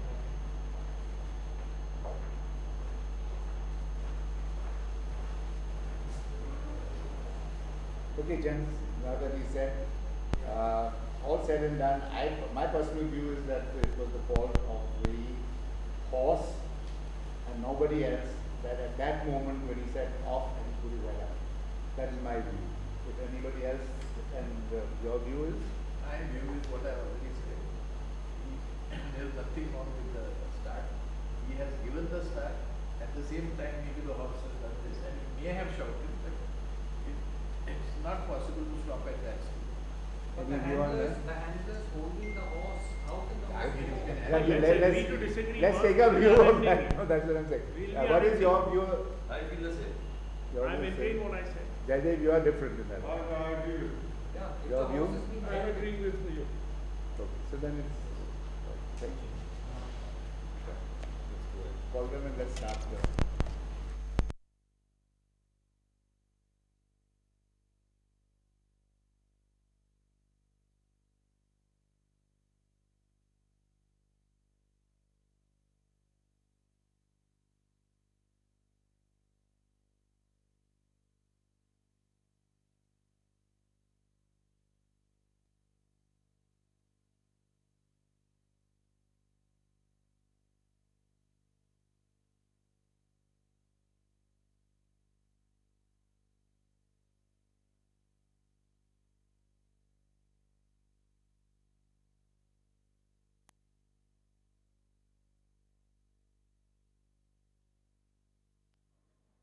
May I have attention, please? May I have attention, please? The outcome of the Stewards' inquiry, the order remains the same as declared by the judge. I repeat, the outcome of the Stewards' inquiry, the order remains the same as declared by the judge. Thank you.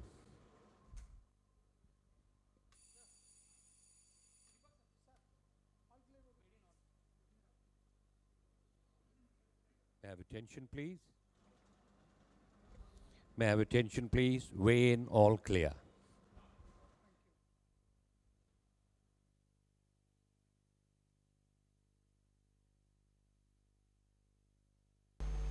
And they're away and racing for the concluding race of the day, which is the Division 1 of the Nationalistic Plate. Losing about 7-8 lengths at the start is Remy Red. Victoria Peak is the leader from Multi-Encrypted quickly into second. Jack Power in third. We got Sentinel in the Golden Brown towards the inside. Length and a quarter away there is Indian Crown. Then we got Red Dusters hugging the rails. After that is Aren as they pass the 800 wide of the track. Perfect Man. Anushka is in between horses. Then we got Sailor Moore struck about 6 of the fence. 4 lengths away. Remy Red and Camille is the back marker.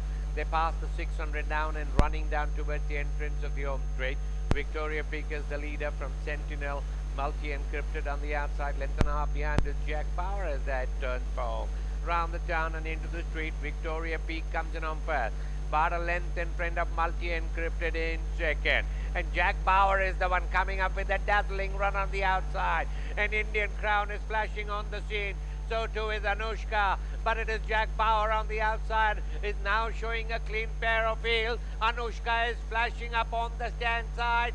Jack Bauer from Anushka. Jack Bauer holds on. From Anushka, then we got Multi.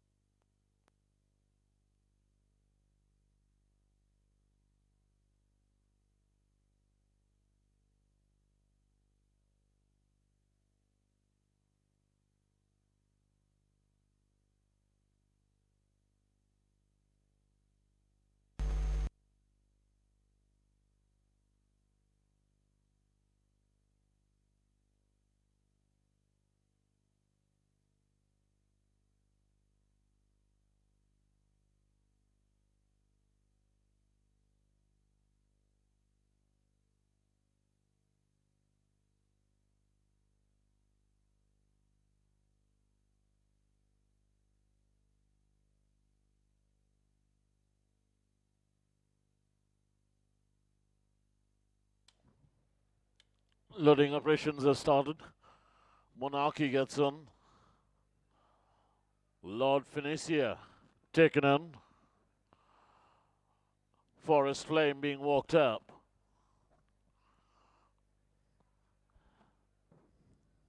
They're trying Forest Flame.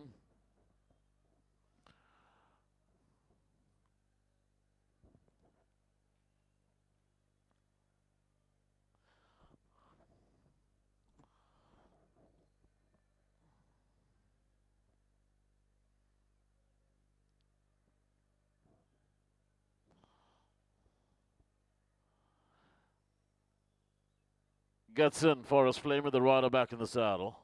King's Ransom walks in quietly. They're going to be trying Arbella. Arbella stalled.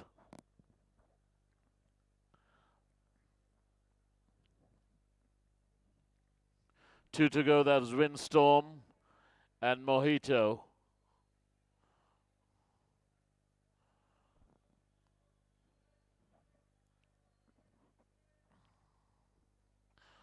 Windstorm gets in.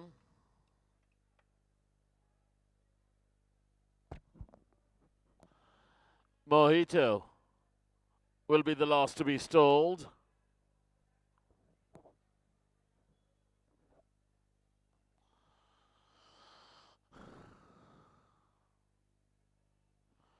Half in and half out is Mojito. Mojito gets in. They looked up and ready.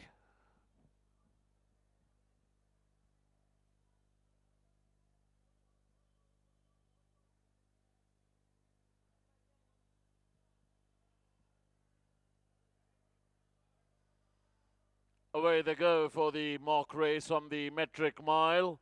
Evenly dispatched on the gates by all the runners, but as they sort themselves out, and it's Windstorm who shows the way in the early stages by about a length and a half in front of Forest Flame is settled nicely in second. Another length and a half away, there's Monarchy being joined up on the outside there by Mojito. A gap of 2 lengths away, there we go back, King's Ransom.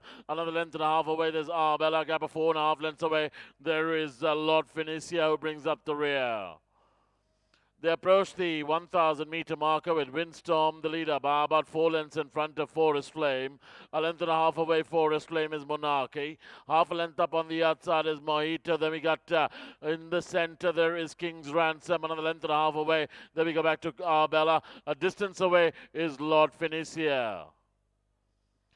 They're passing the 800 meter marker. Windstorm in a start to finish essay by about 3.5 lengths in front of Forest Flame is tracking the leader. Another 2.5, 3 lengths away, Forest Flame. Then we got King's Ransom up on the outside is Monarchy. Another length and a half away. There we go back to Arbella. Up on the outside of Arbella as they approach the Turf Club corner and passing it now. There's Mojito who's making a slide forward move as they head stern film. Round the turn into the straight, and it's Forest Flame on the outside who comes sailing out in front. By about a length and a half, 2 lengths in front of Windstorm is in second. Then we got King's Ransom being niggled up on the outside is Mojito. Then we go back to Arbella and Monarchy. But Forest Flame being ridden on hands and heels is got a lead of about 5 lengths in front of King's Ransom and Mojito. Forest Flame wins the mock race from King's Ransom. Then we got Mojito, Windstorm, the long-time leader. Then we go back to Arbella. Monarchy way back in the rear is Lord Phoenicia.